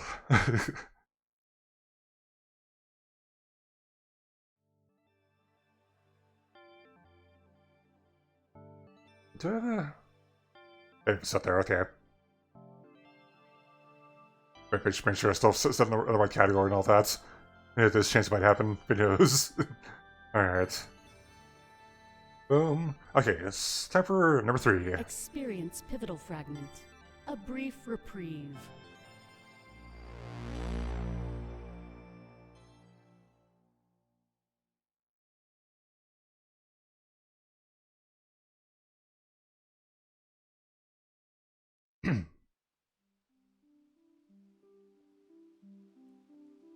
Sex files, getting close. We also had an orientation table, much like we did when we were pre-gaming. This part of the house became reserved for our more special plans. The start of the campaign of Rebels and Rebels was certainly special. But not only that, everyone also stocked up on those gummies. So it'd be role-playing under the influence, a pretty tall order. These DMs usually had pretty complex systems to abide by. But with Taylor as our GM, I'm sure it'd be pretty lax. Especially when high. I feel like they make it fun, even if my character sheet looked like a spreadsheet. There's one thing I knew, it's that nobody liked working with spreadsheets. For sure. I created my character and named him after myself. Delta, a sword-wielding warrior, but that's all I knew. This world and my place in it, I had no clue.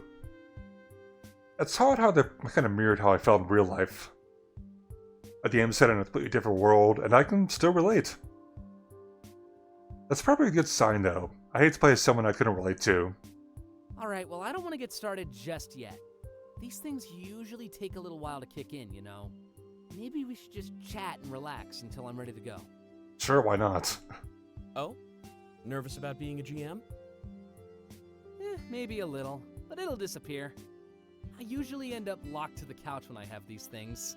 If I start to doze off, I give you permission to write on my face.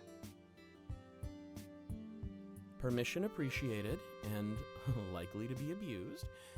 Chiron, you got any special requests? I'll draw on your behalf. We all turned our heads toward the tablet on the table. A slightly choppy video call with Kyron was already well in progress. It was too risky to have him over just yet, but he was happy to join remotely. pretty sure all our minds went to the same place. Let's keep it a secret. I want to hear him scream when he looks in the mirror. That'd be amazing to see, though. Pretty sure he does that every morning anyway. Wow, rude. And I'm organizing this entire campaign for you. Figured you could show me a bit more respect. We will. Until you pass out, that is. And if you feel bad, just remember that you did this to yourself. Yeah. Isaac was a permanent marker in the air, as if it were a threatening gesture. It's true, at least. Taylor is the one who came up with the wager. As I feel the damage taken, I just hope that I don't pass out either. Anyway, Kyron, how are things going? Hopefully nobody's given you any trouble. Oh, it's fine. Totally living a life of luxury. I could use some better food, though. The stuff on board is super stale. Yeah, can't imagine won't have even been there, though, come to think of it. Oh, that's no good. But definitely expected. It's actually part of why I chose that jet. Wait, you chose the stale food on purpose? Heartless. No, not the stale food. It was the rarely used jet. Any other one, and you might have woken up in the air. That makes sense, actually, now that I think about it. That sounds like it'd be fun, though. Yeah. It'd be a great way of getting caught, though. Fair. I've just been craving some adventure, I guess. This campaign should definitely scratch that itch. I've never really played Rebels and Revels before, but I'm sure it will. And if you really need to get out, we can always go back to the Triple R. It'd be fun. I'd rather come to Isaac's place, honestly, especially after hearing about the quantum leap. That's still a bit too dangerous. But I'm hoping to know more soon. Yeah, it's hard with all those Argus agents walking the streets. It's just making tensions rise across the board. Not a help at all. Especially within the group, too. That'd be crazy. I'm not surprised, to be honest. Armed Argus agents Hey, watching just the go. protests. Stream's been good. Probably It's just an been intimidation tactic. I think it's one of these days we don't have to worry about doing much. Just experience the story and just see how it goes. But it's been fun. I've been enjoying myself. That's a pretty bad way to de-escalate conflict, though. The threat of retaliation, and even further escalation? Yeah. It's worked in the past. Really? Yeah. If you're set up to fail, then there's no point in striking. But it's really confusing in this situation. It's all been peaceful. It works too. That's why a lot of people don't trust Argus. A lot of moves they make are equally good and bad. But behind the shroud of mystery, most people focus on the bad. Why hide something if there's nothing to hide, right? I think Argus's silence is their greatest weakness. Things could be so much better than they are. Well, at least there's no agents around my plane. But I agree. Argus needs to step up and say something. All of this could be resolved with a single meeting. Yeah, that makes it more complicated, though. Come to it. Oh yeah, I heard that Cypher is calling for the leader of Argus. They've never appeared in public before, so nobody knows who they are. But things are currently at a stalemate, so they might actually show up. That'd be interesting, though, actually, to see if that happens. I can confirm that one, actually. Argus is kind of a mystery. The farther you go up the chain of command, the more secretive things are. I'd love to see the leader appear and negotiate, but I doubt it'll happen. Yeah, for those of you who just came in, we're playing Komorebi. This is basically a visual novel in a way. We're basically just not much to it. It's just experiencing a story. Well, if Argus does nothing, then we win anyway.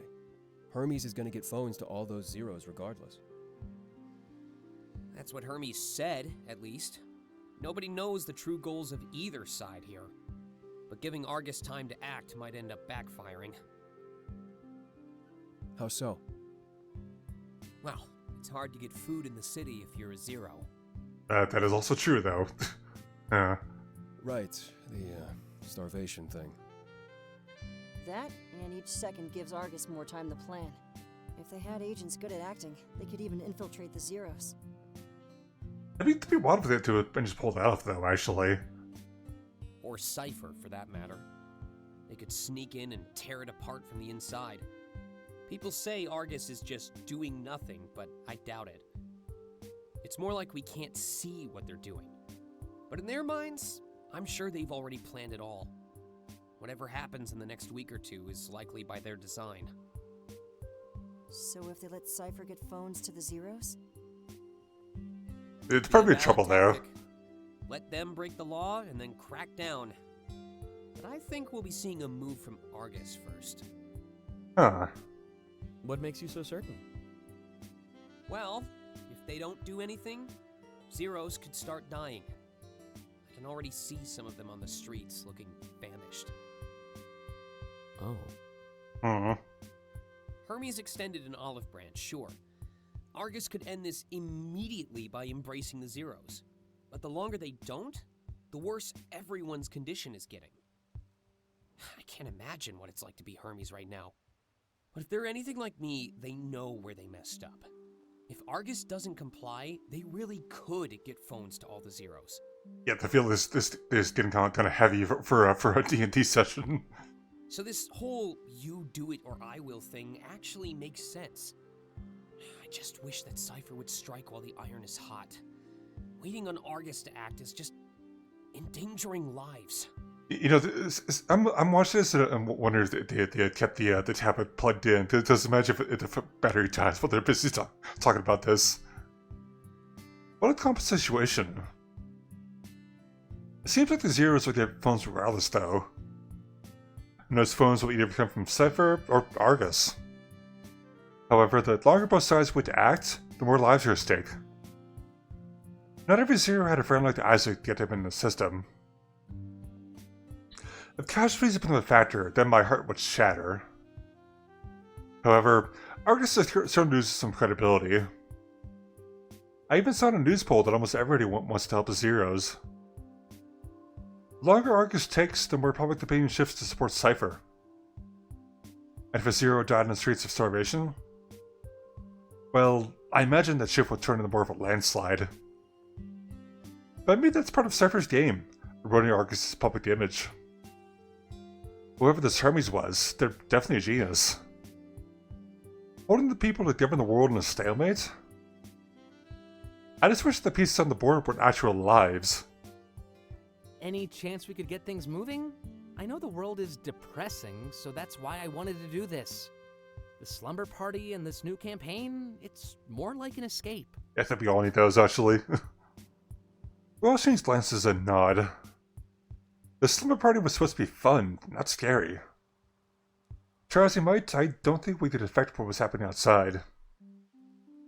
And so, we stay inside and attempt to drown out the external drama. But as we're about to start a campaign, I can't help but stare at the table.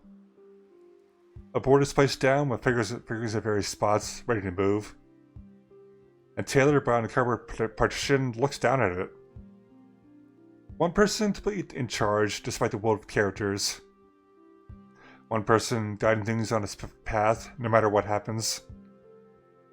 In that moment, it was impossible to deny the parallels.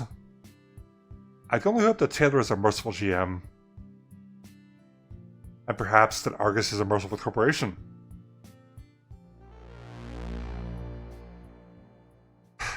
God.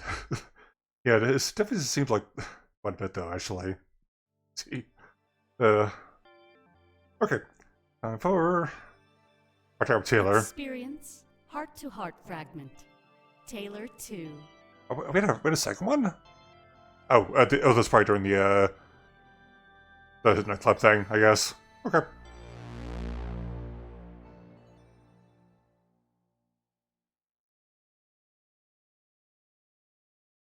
Let's see. So we're gonna have to deal with his stream now.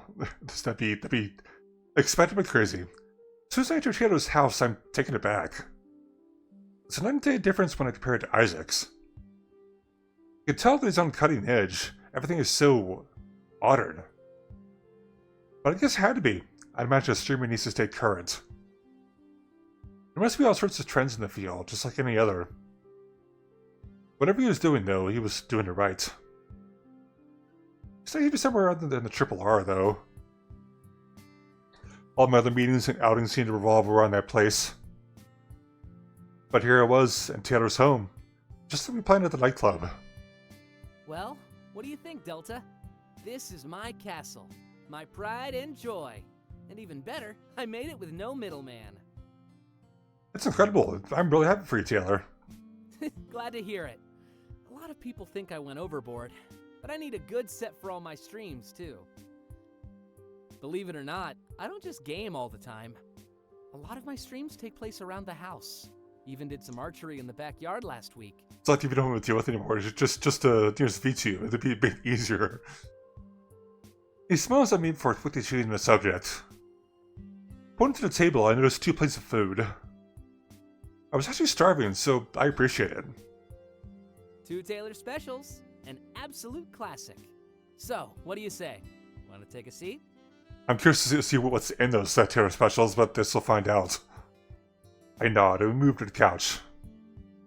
I look down at the plate and I'm not sure what I see. Whatever a Taylor special was, it was certainly unique. It's pretty simple, actually. Your favorite chicken sandwich smothered in honey dill sauce. And if you're so inclined, a slice of provolone to top it all off. That's actually not that bad. I mean, that sounds... I mean, with this, I mean, the dill sauce may be a little much, but everything else seems pretty okay. Chicken sandwich? Is that lore friendly? To what lore, exactly? I'm not sure how to respond. I stare at him with a blank expression, then shrug. Anyway, it's best if the bun is brioche, and the sauce is mayo, honey, and dried dill. That sounds it sounds crazy though, actually. Why is he listing ingredients like I'm some sort of cooking show? Well, you never know how many people are watching. Might as well let them know how to make it themselves, right? I mean, one of the else probably has the stream going on right now. Watching? Is he streaming right now? Nope. Anyways, let's dig in. Wow, I love that. He starts to eat almost comically fast, like a cartoon character. It seems extremely unhealthy, but also kind of delicious. With his size, I doubt he eats like this too often. It's pretty special to him, so I decide to follow suit. And it's the best thing I've ever tasted in my life. The sweet and savory sauce with a hint of dill. The sharpness of the provolone, the crunch of the fried chicken. It's a symphony of flavors in perfect harmony with one another. And he's right, the brioche bun really brings it all together. Save this one for special occasions, Delta. You don't want to wear it out. Trust me. That sounds awesome, though. I'm surprised that I've never heard of the sauce before. It's actually a well-kept secret from where I used to live. Remember how I said I used to move around all the time? Every province has its own thing, so I have a lot of fun recipes. Ooh, that's nice. But this one always takes the cake. I'm a little sad that I stopped moving around, actually. Discovering regional things like this was always so much fun. Yeah, he did say he moved around a lot. I asked him if he's comfortable elaborating, and he smiles. It doesn't appear to be a touchy subject, which is nice. Well, I told you the system always kept me mobile, right? I was always in a foster home, or a group home of some sort. Depressing stuff. Kept causing fights and getting into trouble, so they kept moving me around.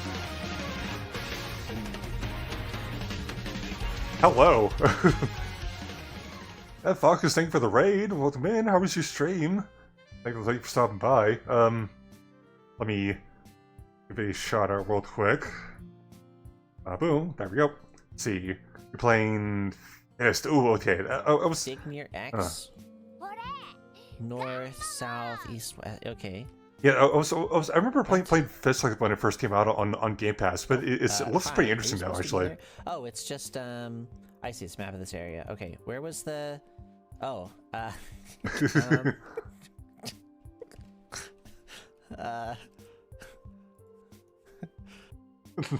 But yeah, thank you for stopping by. So for those of you who are new, hi, my name is Coop. I'm a raccoon, as you probably tell. That was pretty lush. That's probably fair. But yeah, my name is Coop. I'm a raccoon. My name is James. I'm from the street corner. You can see the carpet. Nice. It's awesome. But yeah, oh god, okay. But thank you for the follows, appreciate it. So for those who are new, hi, my name is Scoop, I'm Raccoon. I play a lot of RPGs, virtual games. I'm mostly just a variety streamer, but I have a focus on, I play a lot of the games from the Digimon series, which I usually do like every Monday. But yeah, thanks for stopping by, I hope you had a good stream. But today we're playing some Komorebi. We're in the middle-ish of the second fragment map. So if you guys want to play the game yourself, which is that's pretty fine. You don't want spoilers. That's completely fair. But yeah, let's swap over here. Let's save. So we're at it. They always said it was about location. Like, Oh jeez, some okay. magical place that had changed my life. Little did I know, it was Toronto. I don't know what Komorebi Because the means. city. Uh, My friends. oh god, they actually mentioned it earlier, but I don't remember the exact translation. But I do know it's. I mean, it's basically just like yeah,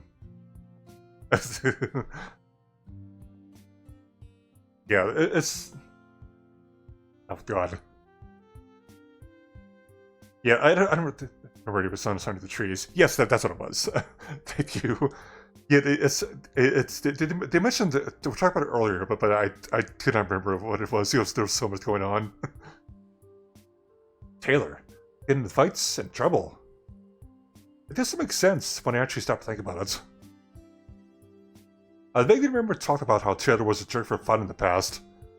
Favorite Japanese teacher. Ooh, that's awesome. It's awesome to hear, though. But the implications of foster homes and group homes worried me. Yeah, I'll admit that I did spend a bit of time trying to learn Japanese through Duolingo, but I kind of lost interest in trying to keep up with this, especially with how pushy the app is about it. We're super to listen streams. Nice. It's awesome here. That one definitely seems like a touchy subject, so I avoid it. I'm just happy that he finally found his calling and place in life. After he finishes eating, he turns to face me while sitting down. I do the same and we share an awkward smile. I'm asking me ready to drop someone else. You say Japanese for free on stream and interested in trying to learn again? That should be pretty fun though, actually. Actually, you know what? Here, let me do this. Yeah, we'll give you a follow there. Here, why not?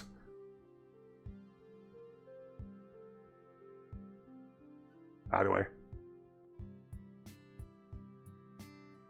If there's a way to get around that. There we go. Get it back. There we go. Okay, cool.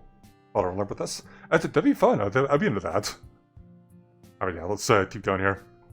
I'm sure you can understand. You've changed since you got here, too. We're better together than we ever were apart, and it's a beautiful thing.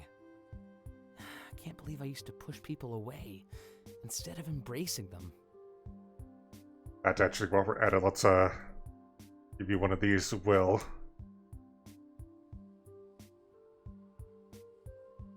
There's a little button up top for you if you're interested in giving the Fox a follow. They probably definitely deserves one, especially since they're willing to send their community over here. Actually, I think we'll do that as well. That would have made my vision come to pass for sure. Got a little tired of that thing having power over me. It wasn't really substantial, but it still kinda sucked.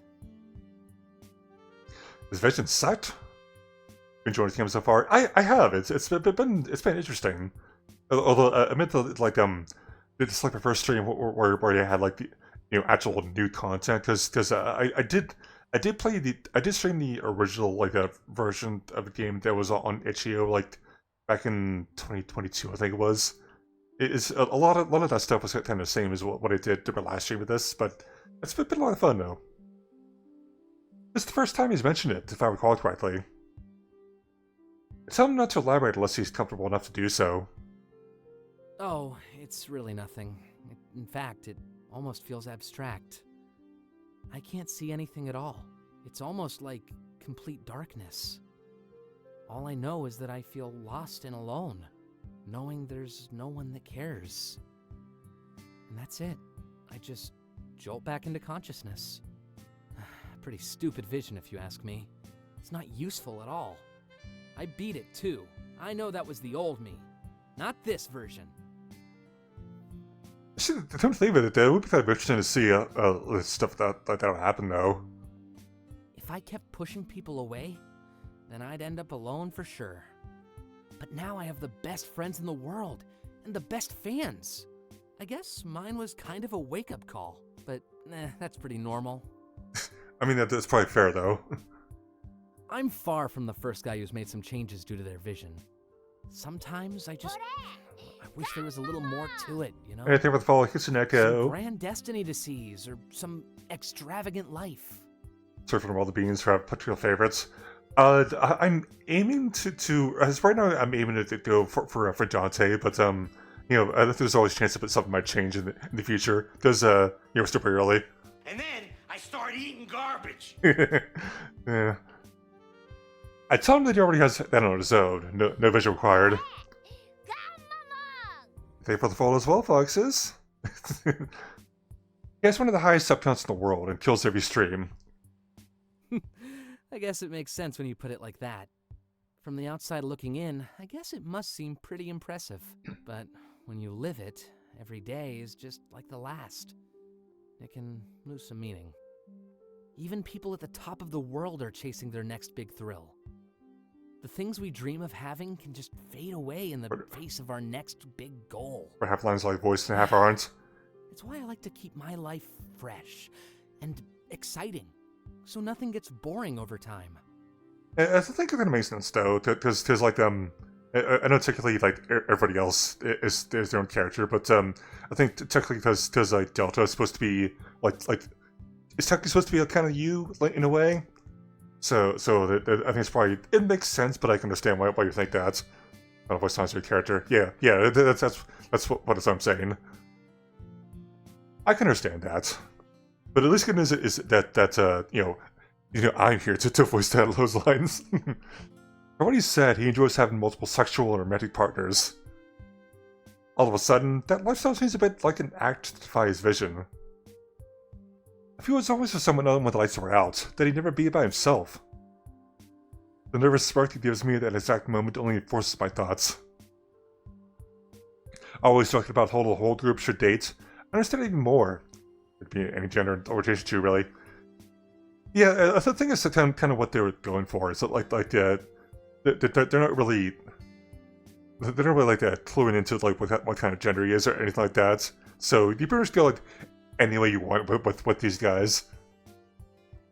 He just doesn't want to be alone.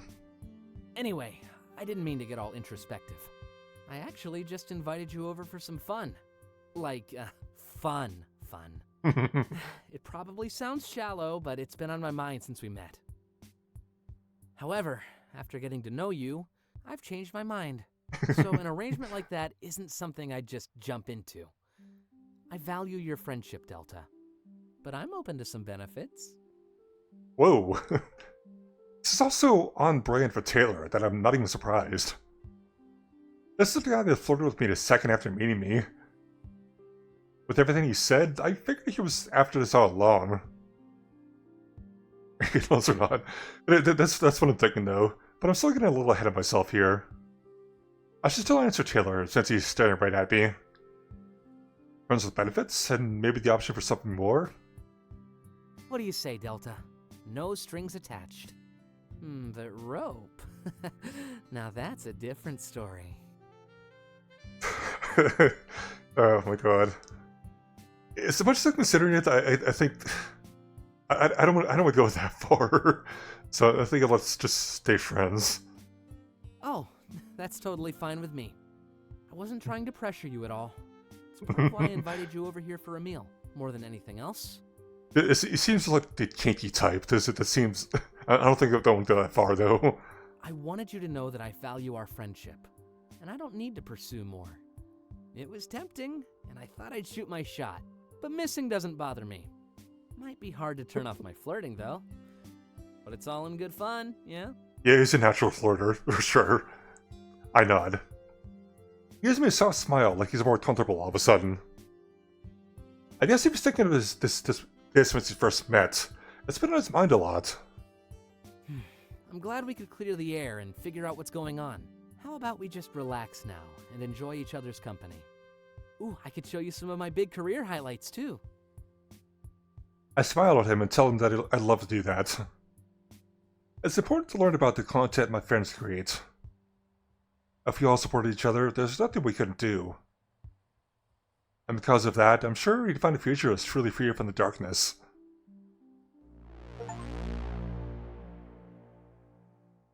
Huh. That's what I think of it, I guess. Okay, oh, did I miss a journal entry? I did, okay. View which journal entry?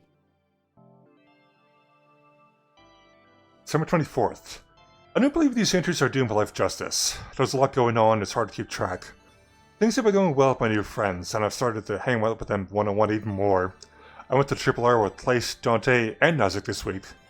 I have plans to visit Taylor soon. If I can, I'd like to bond with Kyron. All of those individual bonds will strengthen the group as a whole. I think that's a good thing, especially with the plan to start a Rebels of Rebels campaign, the hottest tabletop RPG in the world. It'd be pretty lame to play that alongside people you don't vibe with, so I think it's one of those best friends only type deals. Good thing Kyron can join via video chat, since I isn't ready to have him in our home just yet. The stalemate between Cypher and August is starting to scare me, but because lives could easily be on the line. It goes a bit deeper than that, though. The stalemate ends with Cypher giving phones and identities to the Zeros, that we could all be in danger. Arcs to figure out how they did it, and then track them all down. Since I could use the same blueprints as Cypher did, Cameron could easily get caught up in all that. You get in trouble, then by extension, so would we.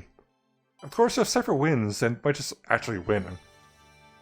Argus has a monopoly in its technology, and perhaps it's time for that to come to an end. Competition almost leads to change, and the needs of society demand adaptation in sync. It seems the best outcome would be for Argus to maintain their public image and offer harmony between us and the Zeros, but as every minute passes, that seems less likely. Okay, Alright, time for 4. Experience pivotal fragment.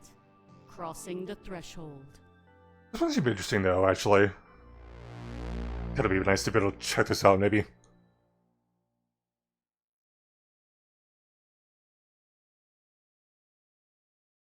That's a good name, I guess. Okay.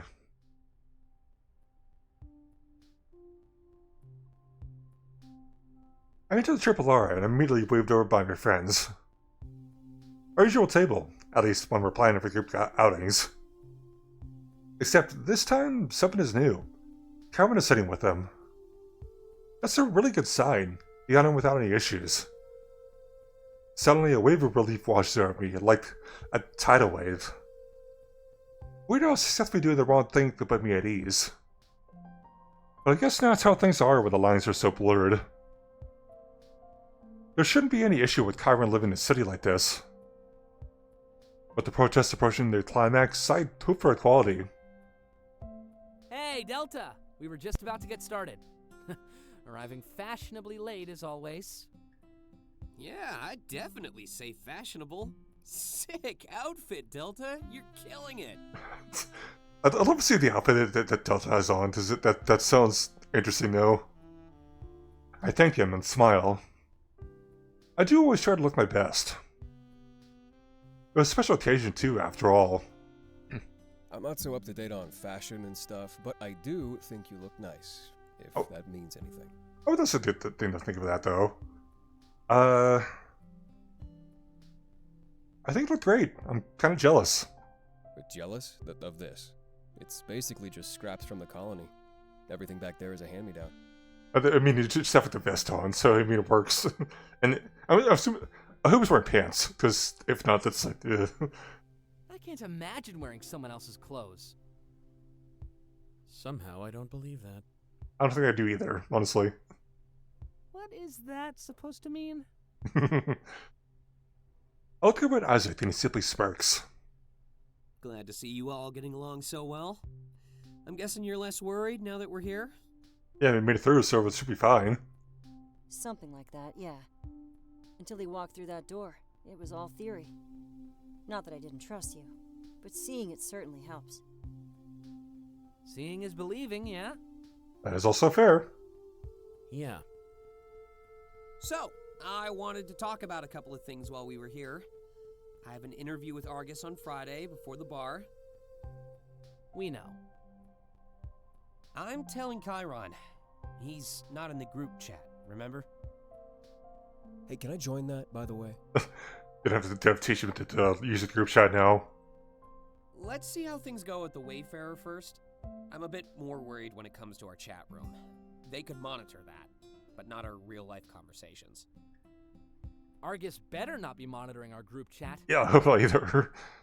Yeah, don't want them to see your poor taste in memes. They're pretty good, actually. Always manage to make me laugh. Hope things go well then. I want to see all the fun you have. It's mostly just a place for them to bicker.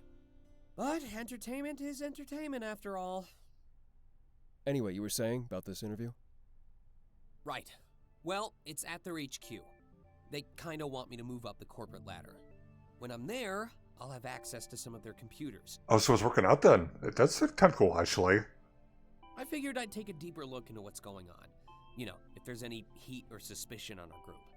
At work, I can look pretty high up, but my sight is limited. Well, we're sitting here right now. Beyond my Even sight. if we failed, Argus would be here already.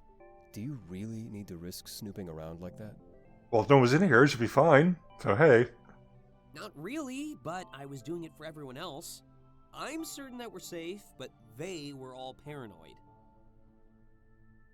Oh, yeah, I agree with that. Well, paranoia is the fear of something irrational. With everything going on, I think it's fair to be scared. Coming here helped, but I wouldn't mind a bit more safety. So let's swear about it. Let's save it down just to be sure. I know we're just talking about paranoia, but then I just go out and save just randomly. It kind of fits that, actually. That's why I figured I'd do it during my interview. Then I can let you all know before we hit up the Wayfarer. If it's not looking good, then we can stop this altogether. I have a question, Isaac. Sure, what's up? Is all of this related to, you know... Who? Huh? That thing we talked about a few years ago? Back when I made you that promise? Okay. I was so surprised, I completely forgot. Oh, yeah! It's exactly like that. Honestly, I completely forgot. Anyone want to fill me in here? Back when we first became friends, we were really close. Isaac told me that one day he'd ask me for a promise, and even if my gut said no, I had to play along. That's kind of sketchy. He could get you to do anything he wants. Yeah, it seems like a lot, though, actually. He does that all the time anyway, but he has yet to cash in on the promise. If you'd after that long, too, that's wild, though. Until now? Yeah. Until now. I'm extremely confused. Emphasis on extremely. But if a best friend asks for a promise, I'd probably help them. Not if I use them as currency and cashing in on them, though. You know, that's not so different from the colonies. We can give and take a lot more than money. I've traded a few promises in my day. So it's basically just like an IOU in a way. Really? That sounds stressful. Not really. It's just something we're all used to. Especially when we have some special information. We're so tight-knit. Yeah, a lot of our visions intertwine. Yeah, I probably see where it comes from with that. But with the... with all the zeros, I imagine probably does the same thing in a way. Trading information based on visions for favors. That's one way to drop your score as fast as possible. Well, we don't have to worry about that kind of stuff out there. The things you all fear are just second nature to us. But I'm gonna guess this has to do with Isaac's vision. We all look at Isaac. Yes, but I'm not going to get into it any more than that. Dante promised, but I still need to win the rest of you over. Well, I'd still appreciate you checking in at Argus HQ. Just because I promised doesn't mean I can't be scared. That's fair. Fair. A few pieces started to connect in my mind, but so I vocalized them. At the nightclub, Dante revealed that Isaac's vision was positive. Not only that, but it's tied to a promise that Dante made. A promise to play along and push through this whole ordeal. There must mean Isaac's vision is related to all of this. The end result must be positive, for all of us. I'm not gonna comment on that. The vault is totally sealed. Yeah, but all that lock takes is a few shots of vodka. Either way, you should have opened up with that, Isaac. If you know it ends well, why make us worry? At the Mr. Fox raid. Don't worry about it. That'll take care of it, but I could at least being close, Sparky. Because it might not actually end well. Huh? I noticed Tice hasn't said much at all. Seems pretty passive and shy. Yes, I know. Well, it's Lord Tab now. That's fair. He has his diary with him again, though.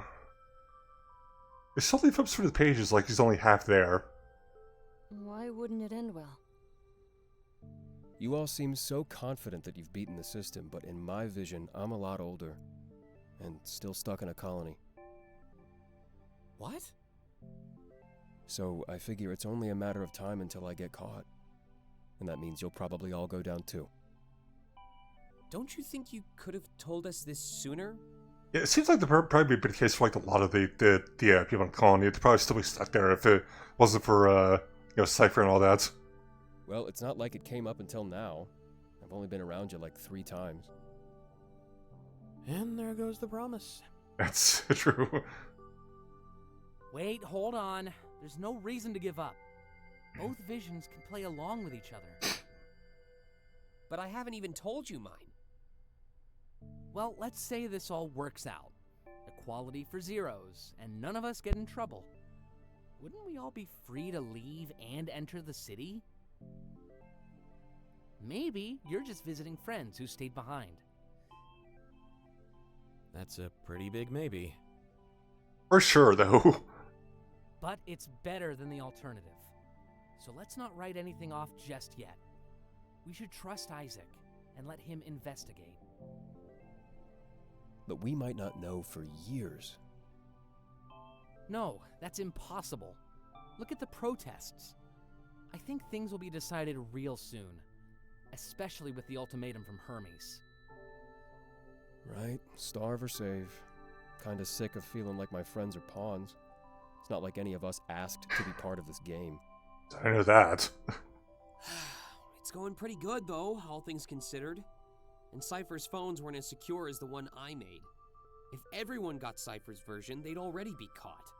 At least Isaac's being smart about this now. But if Argus steps in to offer them, then it's a win-win. We just have to hope that it happens soon. True. Maybe it's for the best that Cypher's plan was put to a stop. Gives them time to regroup and figure out what they did wrong. Either way, I think this will all be decided within a week or two. Yeah, the anime convention isn't too far away.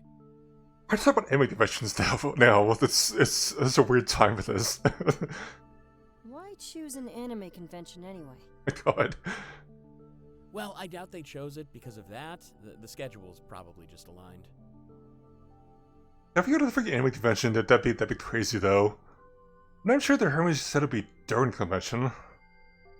It's a pretty vague timeline they offer, just something about the new year. A lot of people will be downtown, though. Blending into the crowd might be a part of their plan. It's like a popular anime convention, I guess. I guess we just have to wait and see. But I definitely think we're gonna come out on top. Whether from Argus or from Cypher, those zeros are gonna get phones. Yeah, I guess waiting is all we can do. Zero's protesting the town square, actively starving. A mysterious corporation not stepping in to help out. And a rebel organization threatening to help out for them. Arcus doesn't have to negotiate with the Zeros, it goes against their ethos. If Cypher takes their time with its ultimatum, then Zeros will start dying in our streets. I certainly bet the best time to start my new life. Oh. Crazy, man. Yeah, so serious whole thing is just going wild to it right now. Okay, so journal entry. Which journal entry? Shit, let's do the place 101 before we get to the new one. Experience heart-to-heart fragment. Place 2. Sure.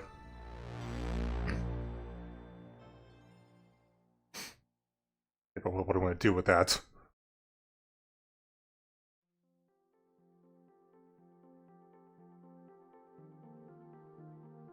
I feel like this place is basically my second home. I've been here so much lately, and yet I keep coming back. But it's like with Dante, this time was for a one-on-one meeting. And not just with anybody, but the newest addition to our group. He specifically requested it too. Some found it kind of flattering. When I think about it, he approached me at the nightclub too. Maybe it's just like you said, lost and clueless, but together. With everything going on, that seems to fit my mindset more and more. So much is up in the air, I just wish a few things would start to land. Even if they didn't stick that landing, at least I could stop worrying. I make my way to the table Clace is sitting at. It looks very unassuming. A couple of heads turn in his direction, but I don't think people recognize him. Hey, Delta. You know, this time I'm not actually hungover. Might be a good time to try something different. Like, I should actually eat something normal for once. He strikes a thinking pose as he goes over the menu. Been having a lot of those gummies, too.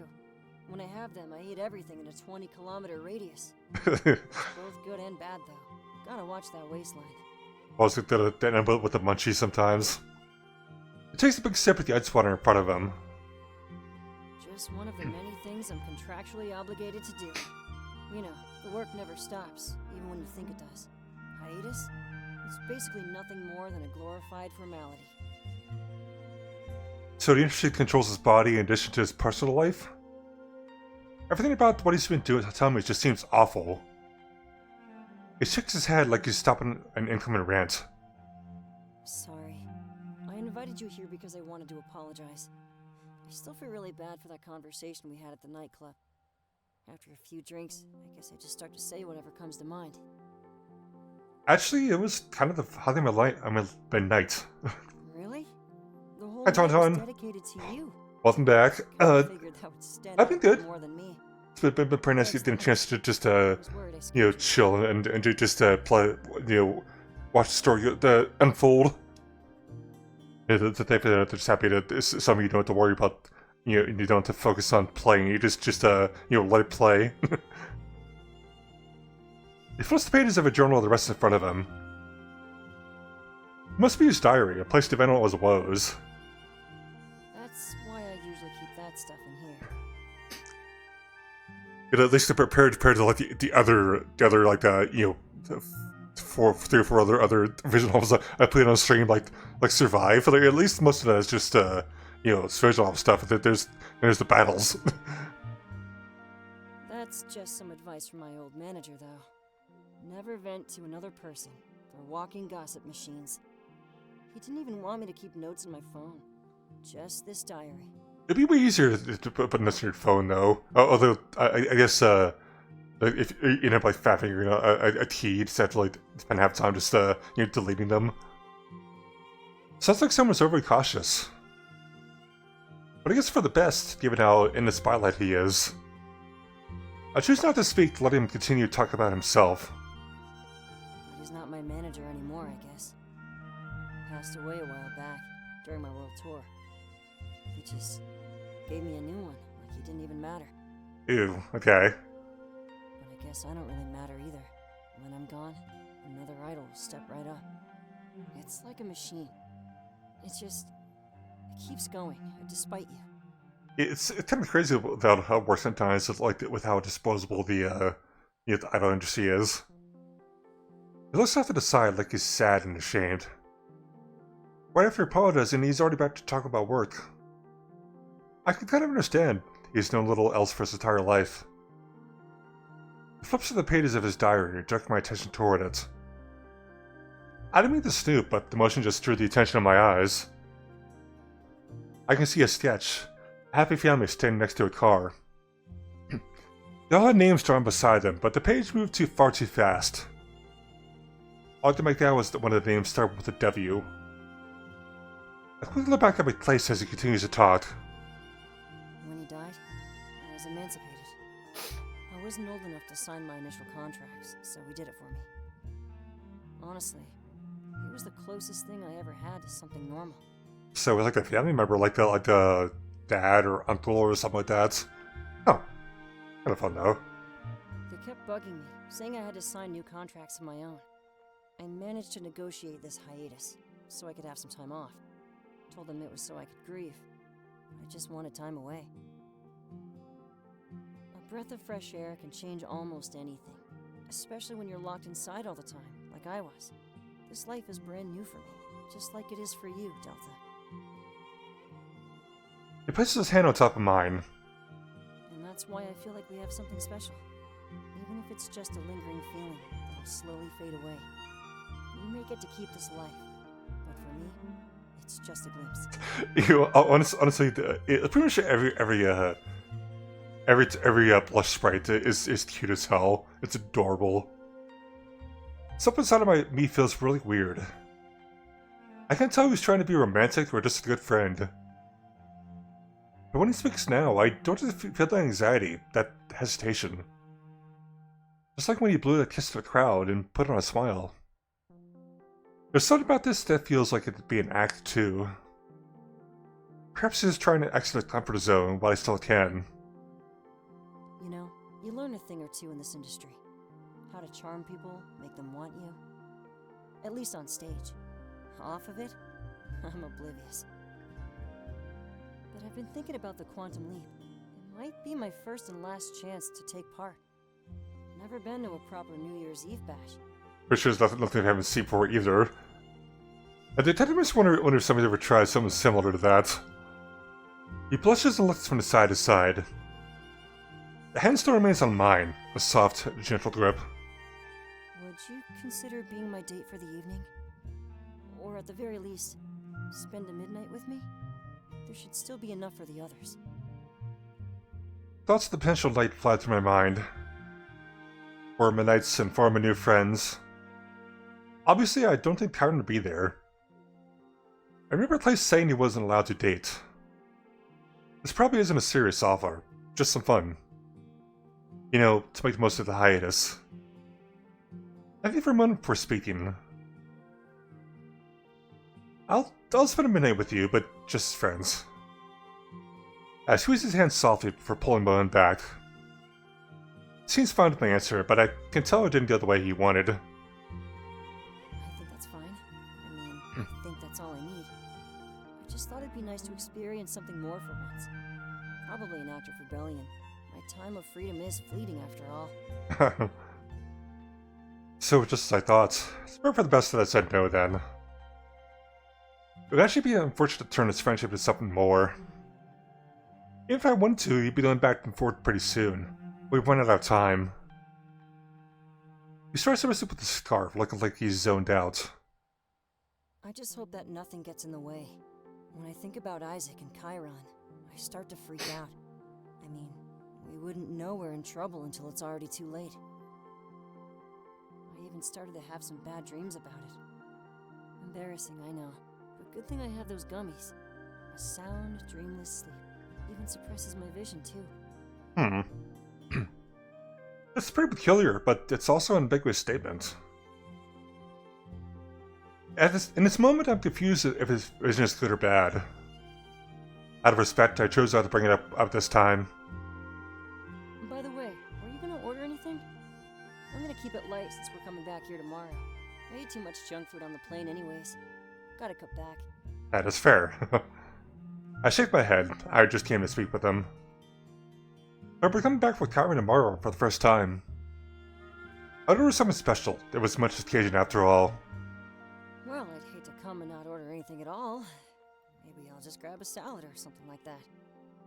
Let's throw that all out the window for New Year's Eve. We can let loose and make it a real party. Sound good? Life's no fun without breaking the rules from time to time. Exactly. I nod. Sounds like a good idea to me. Because the night you shouldn't hold back is definitely New Year's Eve. even perform a song, if I get the courage. I heard Isaac say something about live music. Looks like it'll be a pretty big party. Oh, that'd be awesome to see, though, actually. For some reason, I thought it'd just be a lower group. Especially since Clace requested some privacy during his stay. But it may be more effective if to blend into a crowd, to be honest. Especially if Argus ever found out what we did.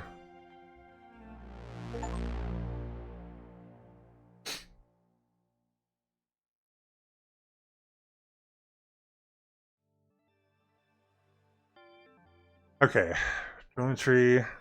Which journal entry? We did number 3 already, so number 4. Cool. It is after you achieve the impossible. I've heard about something pretty big. I don't know how something this big slipped my mind, but we had lunch with the Kyron and Triple R. That's right. Saw history unfold right in front of me. I'm surprised it would have shocked the world, just as expected. Having a zero in the city and living like we do, it's just fine. Nothing happened. The Lawrence player, nobody even seemed to look our way. Corporation should be able to see everything, just seemed to let us slip under the radar. With our business with Triple R going well, I'm basically on Isaac's side now. A little hesitation and paranoia I had is almost fully gone. Don't get me wrong, it's still there, but it's not nearly as bad as before. Even if seems to be feeling the same way. It's just Dante and Taylor that really need to be convinced. That's exactly what I'll get. Isaac has a job interview coming up, taking place at the local Argus HQ. It means he can use his security clearance to dig a little deeper. I still don't feel very good about keeping his secret from my counselor, though. Perhaps that's where the main guild and paranoia come from. Likely. It's well as Taylor's place. Just like expected, he's trying to make a move on me. Not surprised there at all. There's nothing wrong with that, and even Isaac seemed to care with the idea.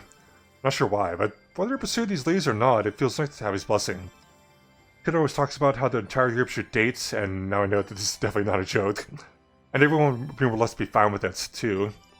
I assume as much, since monogamy isn't exactly as complex as it once was, but still not right to act on any assumptions without making sure. At least now, I'm sure. That's not too bad, though.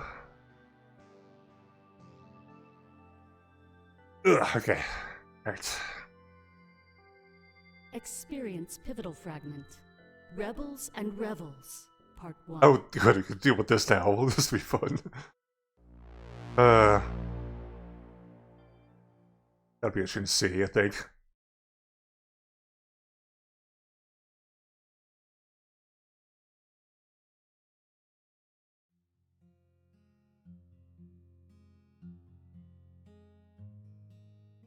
I sit in my chair, the gummy still kicking in. There's a character sheet in front of me and a map on the table. Looks like some sort of fantasy village settled in a forest. Everything's a bit foggy right now, but I'm super content and I'm relaxed. Taylor, behind some sort of cardboard barrier, starts to speak. Guess it's time to shine. His first game as a GM. Well, well, look where we are. The sheltered forest village of Valenorth. The war has ended, and the monarch returns home. Actually, you know what? I'm curious. I'm curious. I want to see what this is about. Give me 1 second to bear with me. Let's see. And so change. Spark early. Let's see. Place. That's one, 3 different mirror. Malaysia. Here, Valinor. Oh, yep. Yep. Yeah, it's a Wednesday Shades reference. Yeah, that's what I was thinking. That's pretty cool, actually. They incorporate the some stuff from Wednesday Shades into this game. I haven't really played the game though. I think I never was like super interested in the whole like fantasy medieval types of stuff, but I'm interested in checking out that game though. Everyone looks at me and I nod. I didn't know if I'd be the main character in this game, to be honest. But it kind of feels nice, so I accept the role without any hesitation. You're here to visit your friend, the Elder of Valenorth. Disguised as monarch business, you really just want to see a friend. The crown weighs heavy upon you, and your bonds ease this burden. Elder? Everyone looks at Clace. He seems a little shocked. Me? Elder, He's only 21. Yes, you. The monarch appointed you as elder because of your values. You wish to see Valenorth open up. Simple officer here plays Spirit games. Yeah, there's still something here though, actually. Unity? That sounds good to me. Honestly, the world could use more of that. I really like the design of it. His outfit though. Actually, it's cool. Spoken like a true elder, but also a little off topic. The monarch's bodyguard steps forward, aiming to get back on track. Taylor taps the tablet, getting Karen's attention. I didn't know that Taylor made a backstories for our characters. Signing up just as a sword user, I think my history would be a clean slate. But a monarch? By the bodyguard? I get used to this. Hey, let's get this back on track, shall we? Whoa. The war may be over, but that doesn't mean it's playtime. Whoa, okay. As if to urge on small talk, another friend steps forward. Once a swindler, it seemed like he still craved gossip. Everyone looks over at Isaac, who simply shrugs. A swindler? Come on, that's kind of mean. I thought you saw me as more than that. In character, please. Isaac quickly realizes that there's no way to address this in character. With a simple shrug, he continues on from Taylor's earlier prompt. Hey, there's nothing wrong with some small talk, Chiron. A lot of people spill their greatest secrets in casual conversation. What secrets could he possibly be keeping from us? Insubordination isn't exactly his style. Yeah, I'm more interested in whatever the opposite of that is. You mean obedience? I like that in a guy. He's trying to flirt, even as a GM? Did anybody hear something? Other than us? Can't say I have. Maybe it was a whisper from the spirits. Yeah, the one thing is I kind of wish you put a filter through for Chiron, considering he's speaking through a tablet, but you know, it's fine. A spiritual and sheltered forest village? Isn't that a little derivative? You're one to talk. What does that mean? Never mind. Either way, the spirits don't work like that in this world. In fact, the end of the war marked the end of the spirit realm. Alestia was free to forge its own path, with no external influence.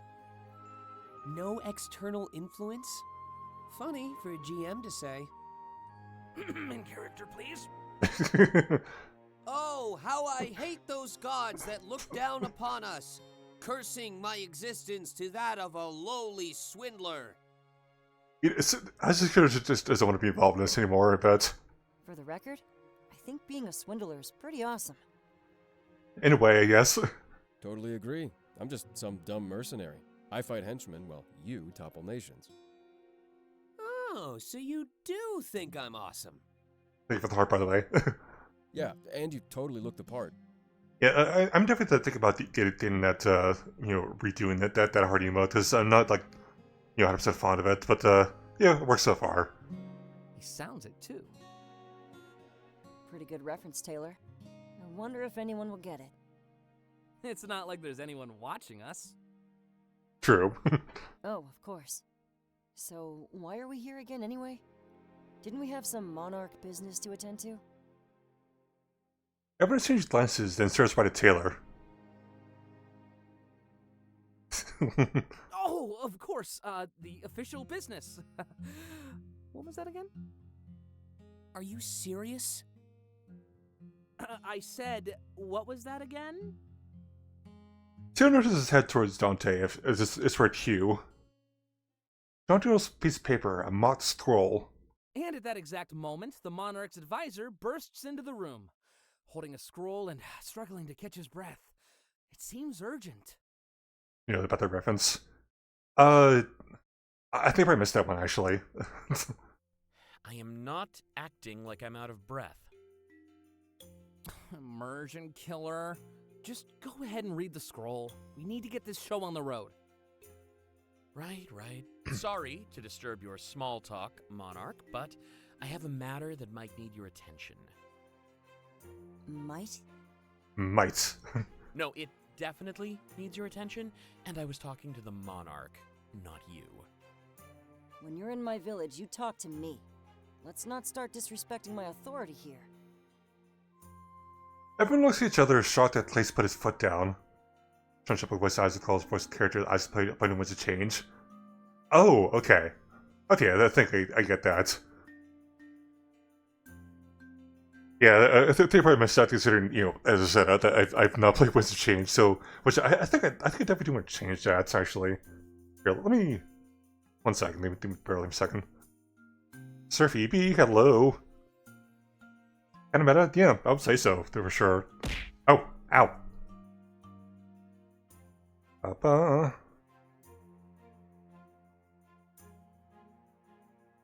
How was the rest of Mario RPG or Surfy? There we go, wish listed. Just make a note of that so I can buy it when I get the chance. Boom, okay. Guess he was getting into the role. That makes things even better. Oh, of course. Sorry, Elder. Yeah, I've been definitely a mission. Supposed to see by the Star stream. Nice, it's awesome. Yeah, I've been thinking about you know, buying a game myself. I just need to like find the time for it. Thank you, Dante.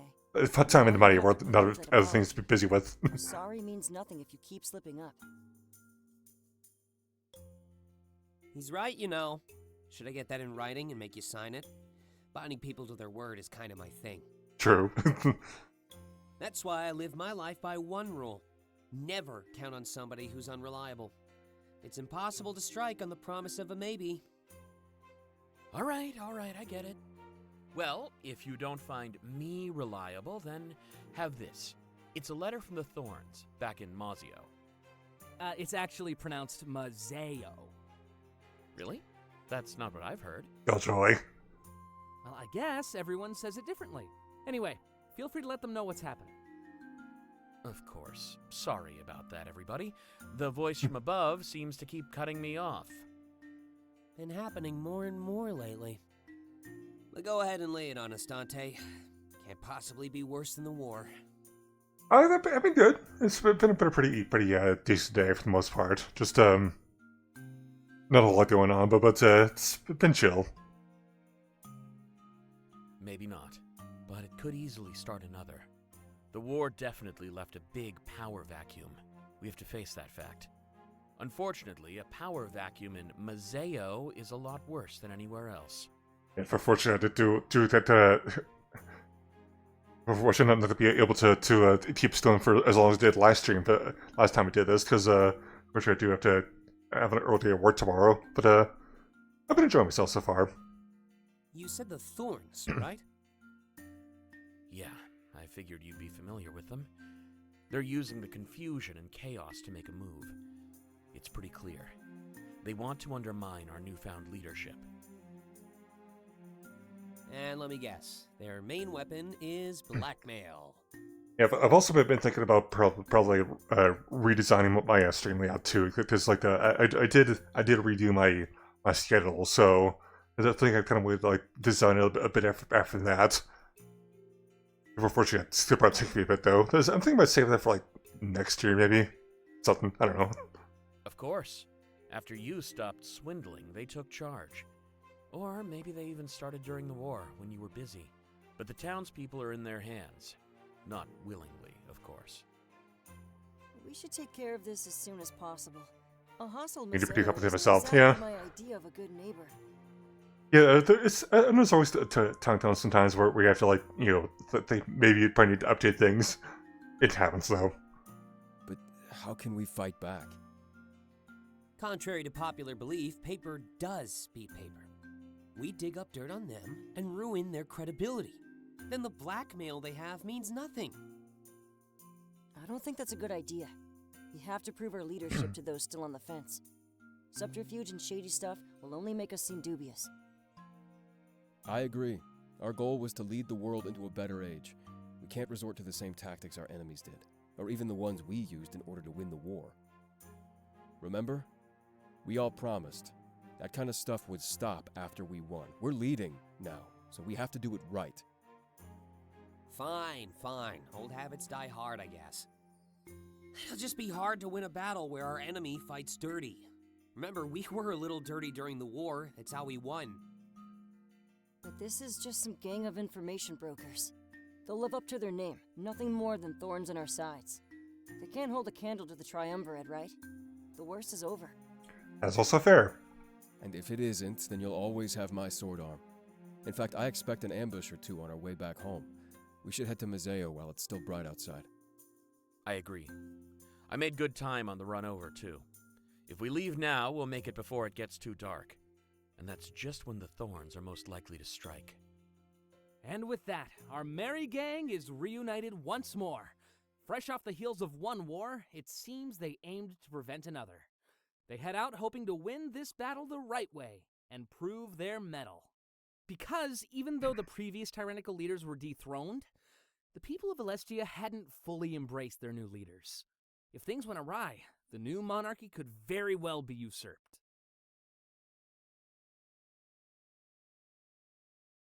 After a long and arduous journey, the group returns to Museo. A meeting is immediately called, with everyone making their way to the war room. Feeling no need to change things up, the new monarchy still used the old rebel HQ. So, do we want to go over all of this again? I don't know if this looks kind of on the simple side, though. Yeah. But It looks like the Thorns want to run things around here.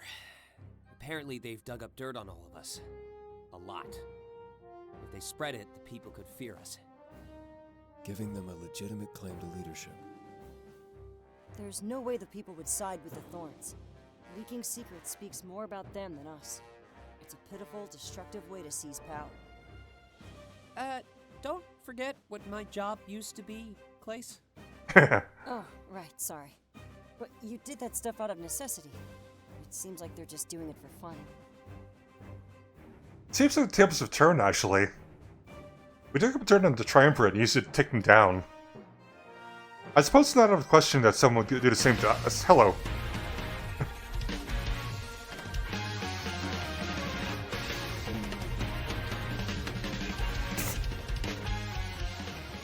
Yo, namesake for the raid, appreciate it. How was your stream?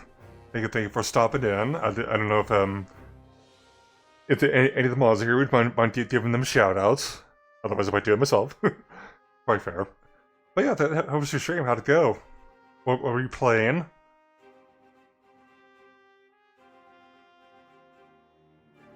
Yeah, anyway, for those of you who are new, hi, my name is Coop. I'm Raccoon, as you can probably tell. Played of RPGs, visual games. Mostly just like the Friday streamer. That's kind of focuses more on a lot of games from the Digimon series, which is every Monday. Playing Friday and Funky, nice, awesome. Streamer's alright, good to hear. There's plastic in your hot dog, but that doesn't mean you like eating plastic.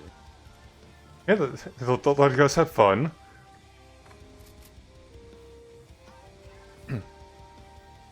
Oh. Yeah, it's kind of funny. I was watching somebody playing Fortnite earlier. So that apparently there's a whole big Fortnite tournament going on tonight. I was watching Ari play it a little bit earlier, or actually wasn't watching play it. I was like sitting there through like all the setup and all that. How do I get back to that? It's been too long. But yeah, today we're playing some Komorebi. We're getting to near the end of the second rabbit map, so if anybody wants to play it and doesn't want to be spoiled for anything, it's perfectly fine. I understand. Go away. Yeah. On the other hand, would it actually save countless worlds? The Thorns just want to take advantage of something to profit them. We had to name it a greater good, and it seems like they act for the coin purse. Well, I think this one rests with Isaac. How could we fight back against this? It is your area of expertise, after all. Well, we have to put the people first. Anything aggressive or manipulative is a no-go. The way we react now will decide how they see us. Is aggression really a bad option? The Thorns could have dirt on every citizen in Alestia. If we take them out and seize their base, it'll keep everyone safe. I think it's just killing that we need to avoid. We can attack them and take them in. No vigilante stuff. Pure justice. I could also be interested in giving them follows. Nice, easy button for you up top on top of the chat there. It would work. That is, if they truly are a threat. We can't just take them down to save our own hide. Isaac, you know more about this than anyone else. Is the information they have dangerous? Forget about whatever dirt they have on us. I'm talking about how they could harm our people. Yeah, information brokering is a shady business. They probably have secrets that could topple nations, and a lot more that could tear apart the lives of innocents. But they would argue that revealing the truth is justice. I even told myself that when we fought against the Triumvirate. A means to an end. Everything is always a means to an end. That is fair. Hey, I have an idea. Yeah? Remember how you dig in mailboxes at the taverns? You know, to find out secrets you could sell? It's a time to test my dog. That's truly awful. Not proud of it, but yeah. Yeah. Well, that's not all you did, right? I imagine you bought information from people too. What if we posed as civilians looking to sell some info?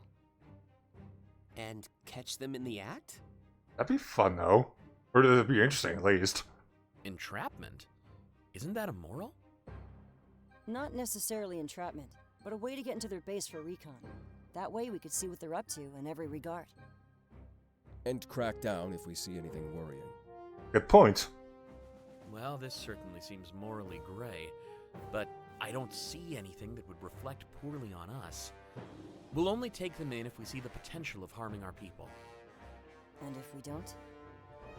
Well, I know that we did a lot to take down the Triumvirate. We swindled nations and murdered our enemies to start the list.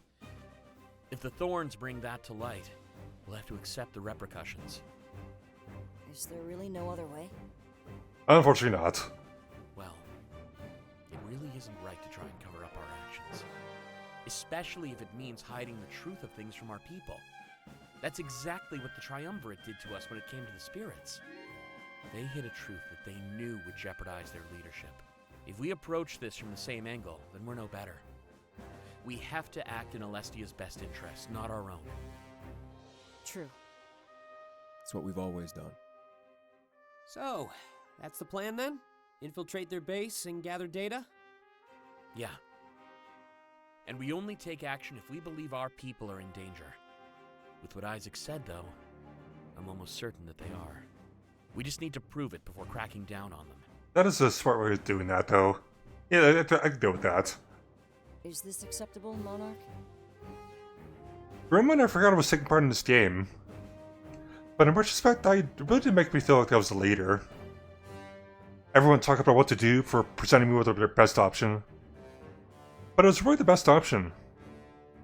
We can't just attack and kill those who threaten our rule. But if the actions of the Thorns threaten our people, that's different. I authorize the operation. We infiltrate their base and discern the full extent of their actions. I know Isaac said they're obviously a threat, but we need some evidence. We'd have to do this the right way in order to win the favor for our people. It's not an easy transition to wake up to new rules of the world, after all. But we show them, as we continued, that their lives were in our capable hands.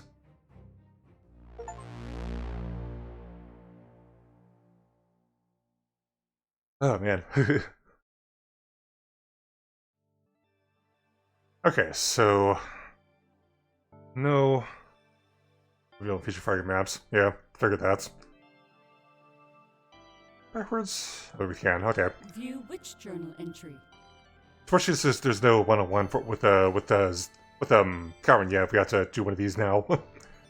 It is weird to give my days titles like that. Sorry. Is it weird to give my titles days like that? I thought it was a bit quirky last time, and I'm all for quirkiness, but I don't even know why I'm brain like this. Assume me, start doubting my own thoughts as soon as I've written down. Best not to think about it, I guess. If there's one place I shouldn't worry about how I waste my thoughts, it's my own private diary. A safe haven, just like it should be. I started to notice the place is acting a little strange. I'm only saying this because it's someone that really journals and diaries. He didn't have one with him at the Night's Club, but since then he's always been holding his diary. I feel like it's a little odd. Sometimes just flip through the pages, reading them, even when the group is in the middle of something else. Looking back to the vault of Taylor's string, even had it with them there too. If a diary could be a safe haven, I have to wonder if for some people it could be too safe, you know. Today's the day we're all going to do the Wayfarer. I totally trust in Isaac now. It doesn't mean my paranoia and worry will put it gone or anything, but that outing the Triple R was a real eye-opener. We walked right in the front door and not a single head turned her away. Kyron was treated just like one of us. Which is how I think things should be done. It's more and more difficult to believe that we're just doing something wrong, but maybe we're just looking at it the wrong way. Just because our thoughts go against those in power doesn't automatically mean we're wrong. It's possible for those in power to be wrong as well, or at least out of touch with what the world truly needs. Right now, I think that's unity. Alright. Fortunately, before we do the last one, I think we have some of these to do. Experience supplemental fragment. Being secretive. Could be bees too, who knows? Alright. I think we'll do a couple of these, then they'll probably enough for a bit for now. Then probably next time we'll finish off this fragment map and get to the third one probably.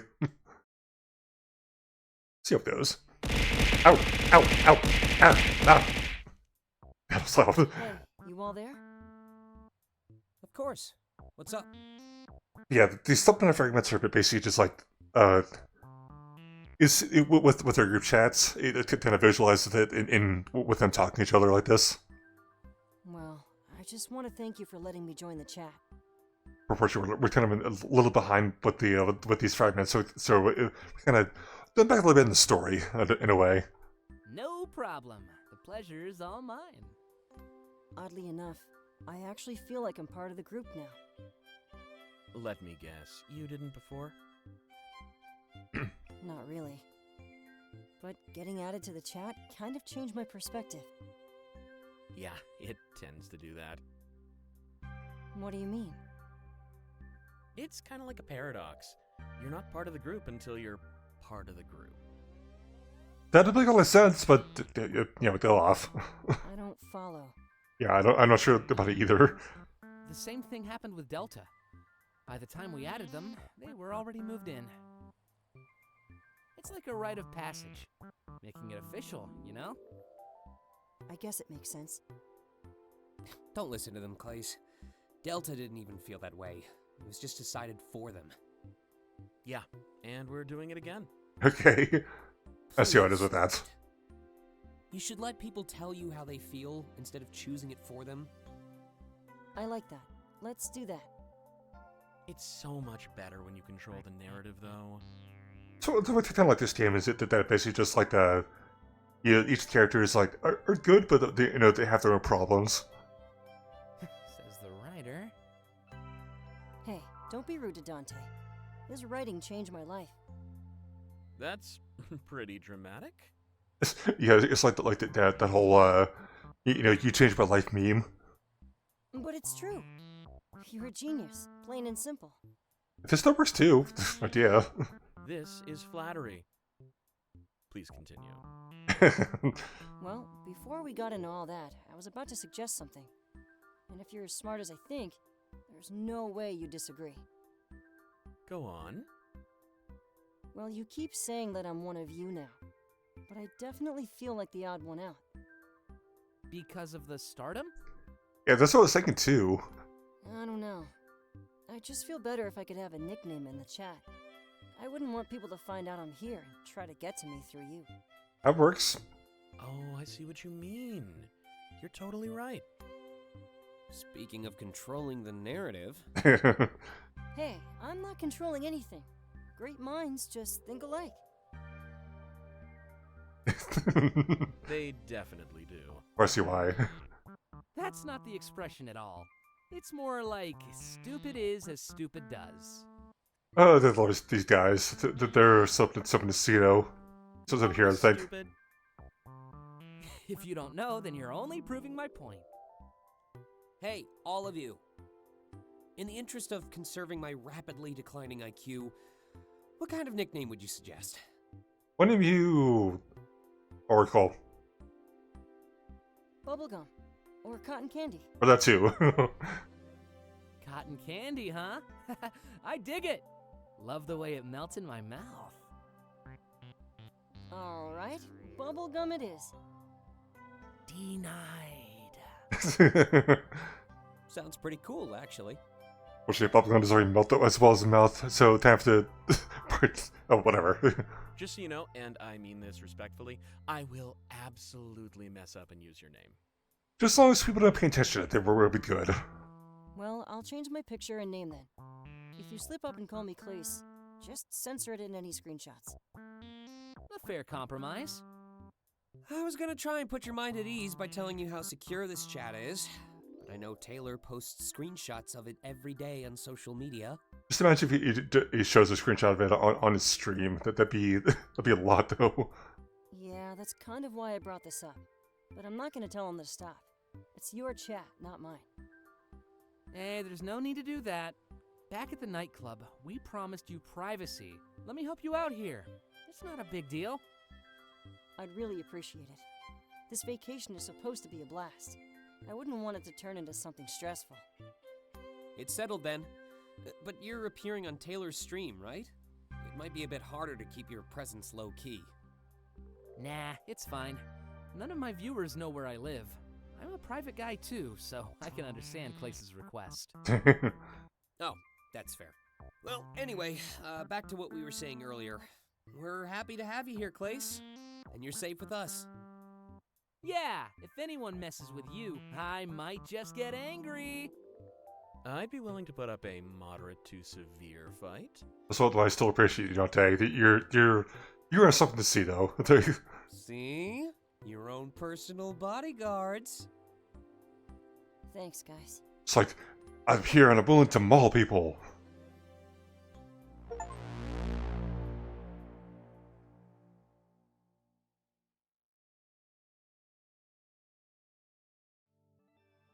I've got to make sure to like sharpen your nails. All right, one more. I think we get it for that. Experience supplemental fragment. Being serious.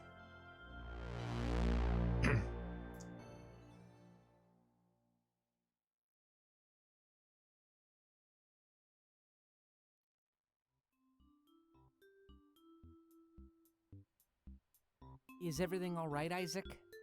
I mean, the whole Chiron thing. Yeah, seems to be going just fine.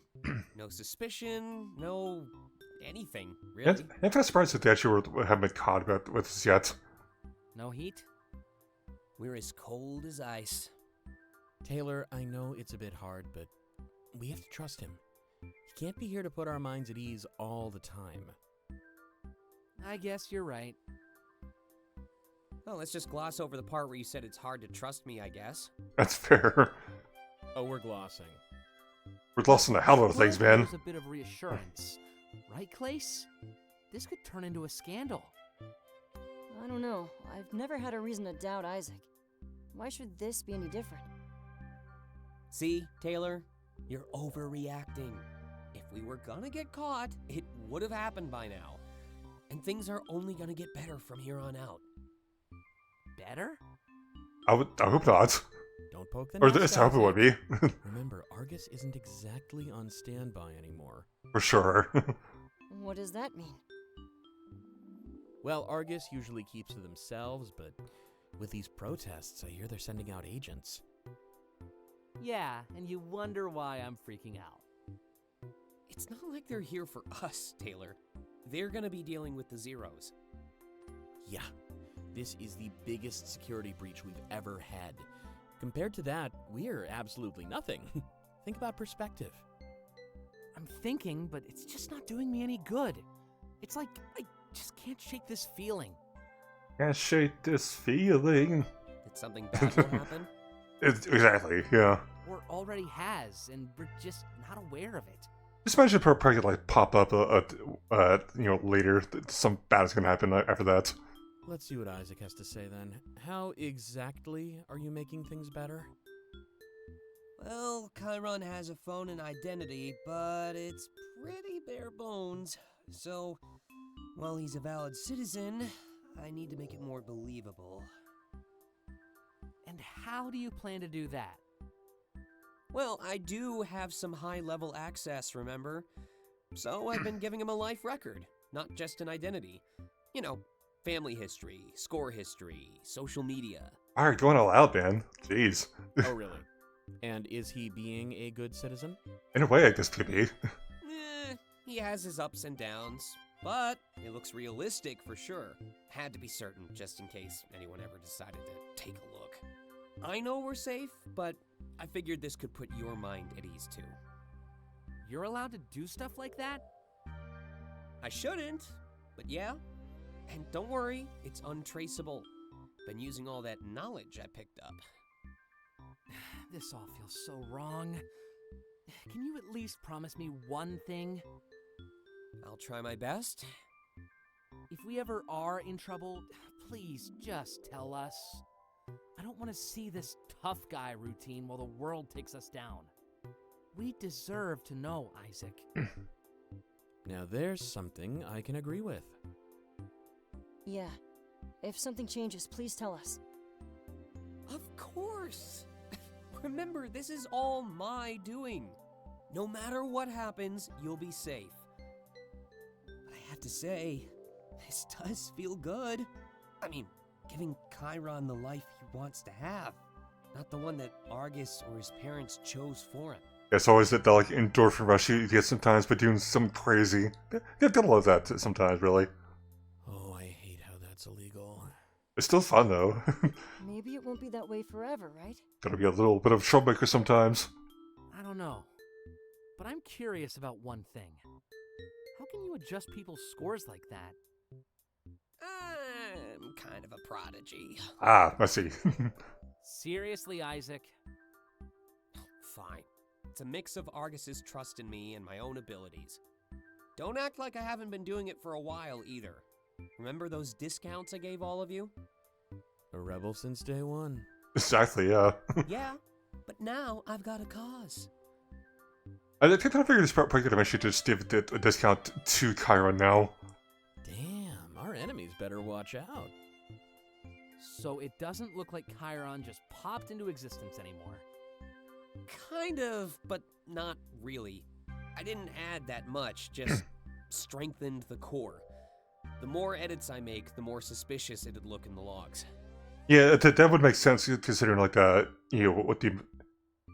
I can imagine there's probably a chance that it was tracked like whenever things are edited. So seeing like a big list of edits like on the same date probably be very sus. Quality over quantity, I assume. Yeah. Bingo.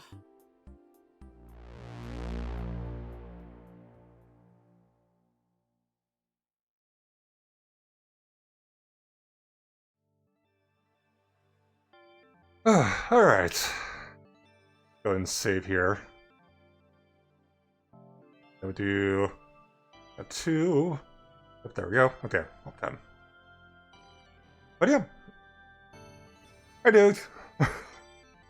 Welcome in. Sorry, we are just about to end things off here. Unfortunately, as much as I want to continue on with this, unfortunately, I do have an early day of work tomorrow, so I do have to kind of get to bed relatively soon. But yeah, I do appreciate you guys for stopping by, though.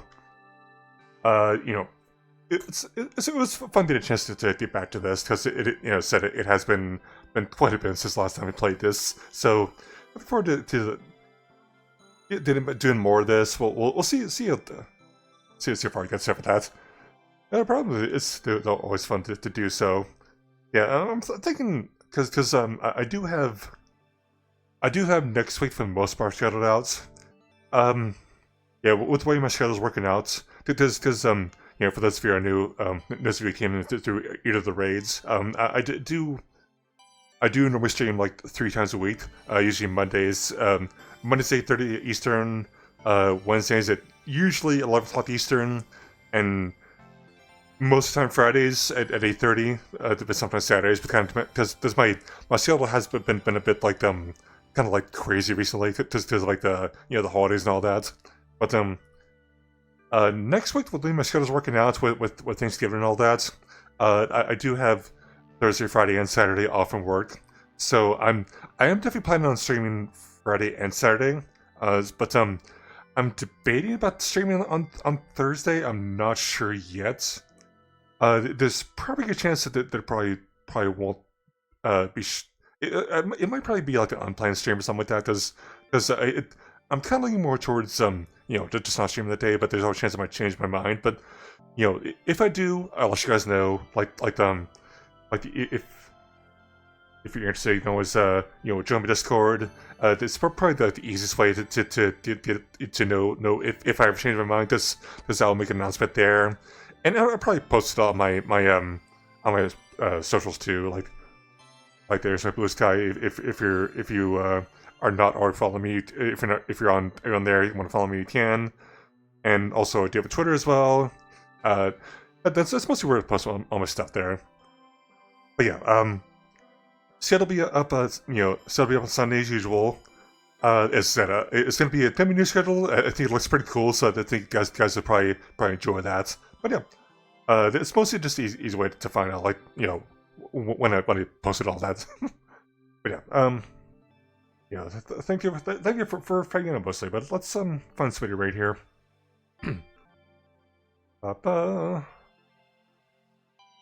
Yeah, that's thinking probably we might probably get back to you the week after next, maybe. We'll see how it goes. I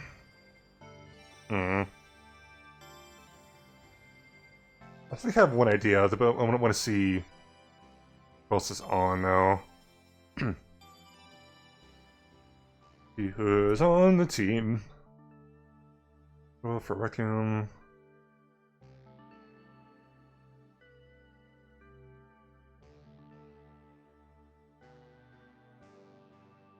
Actually, you know what? Yeah, let's go with that. Why not?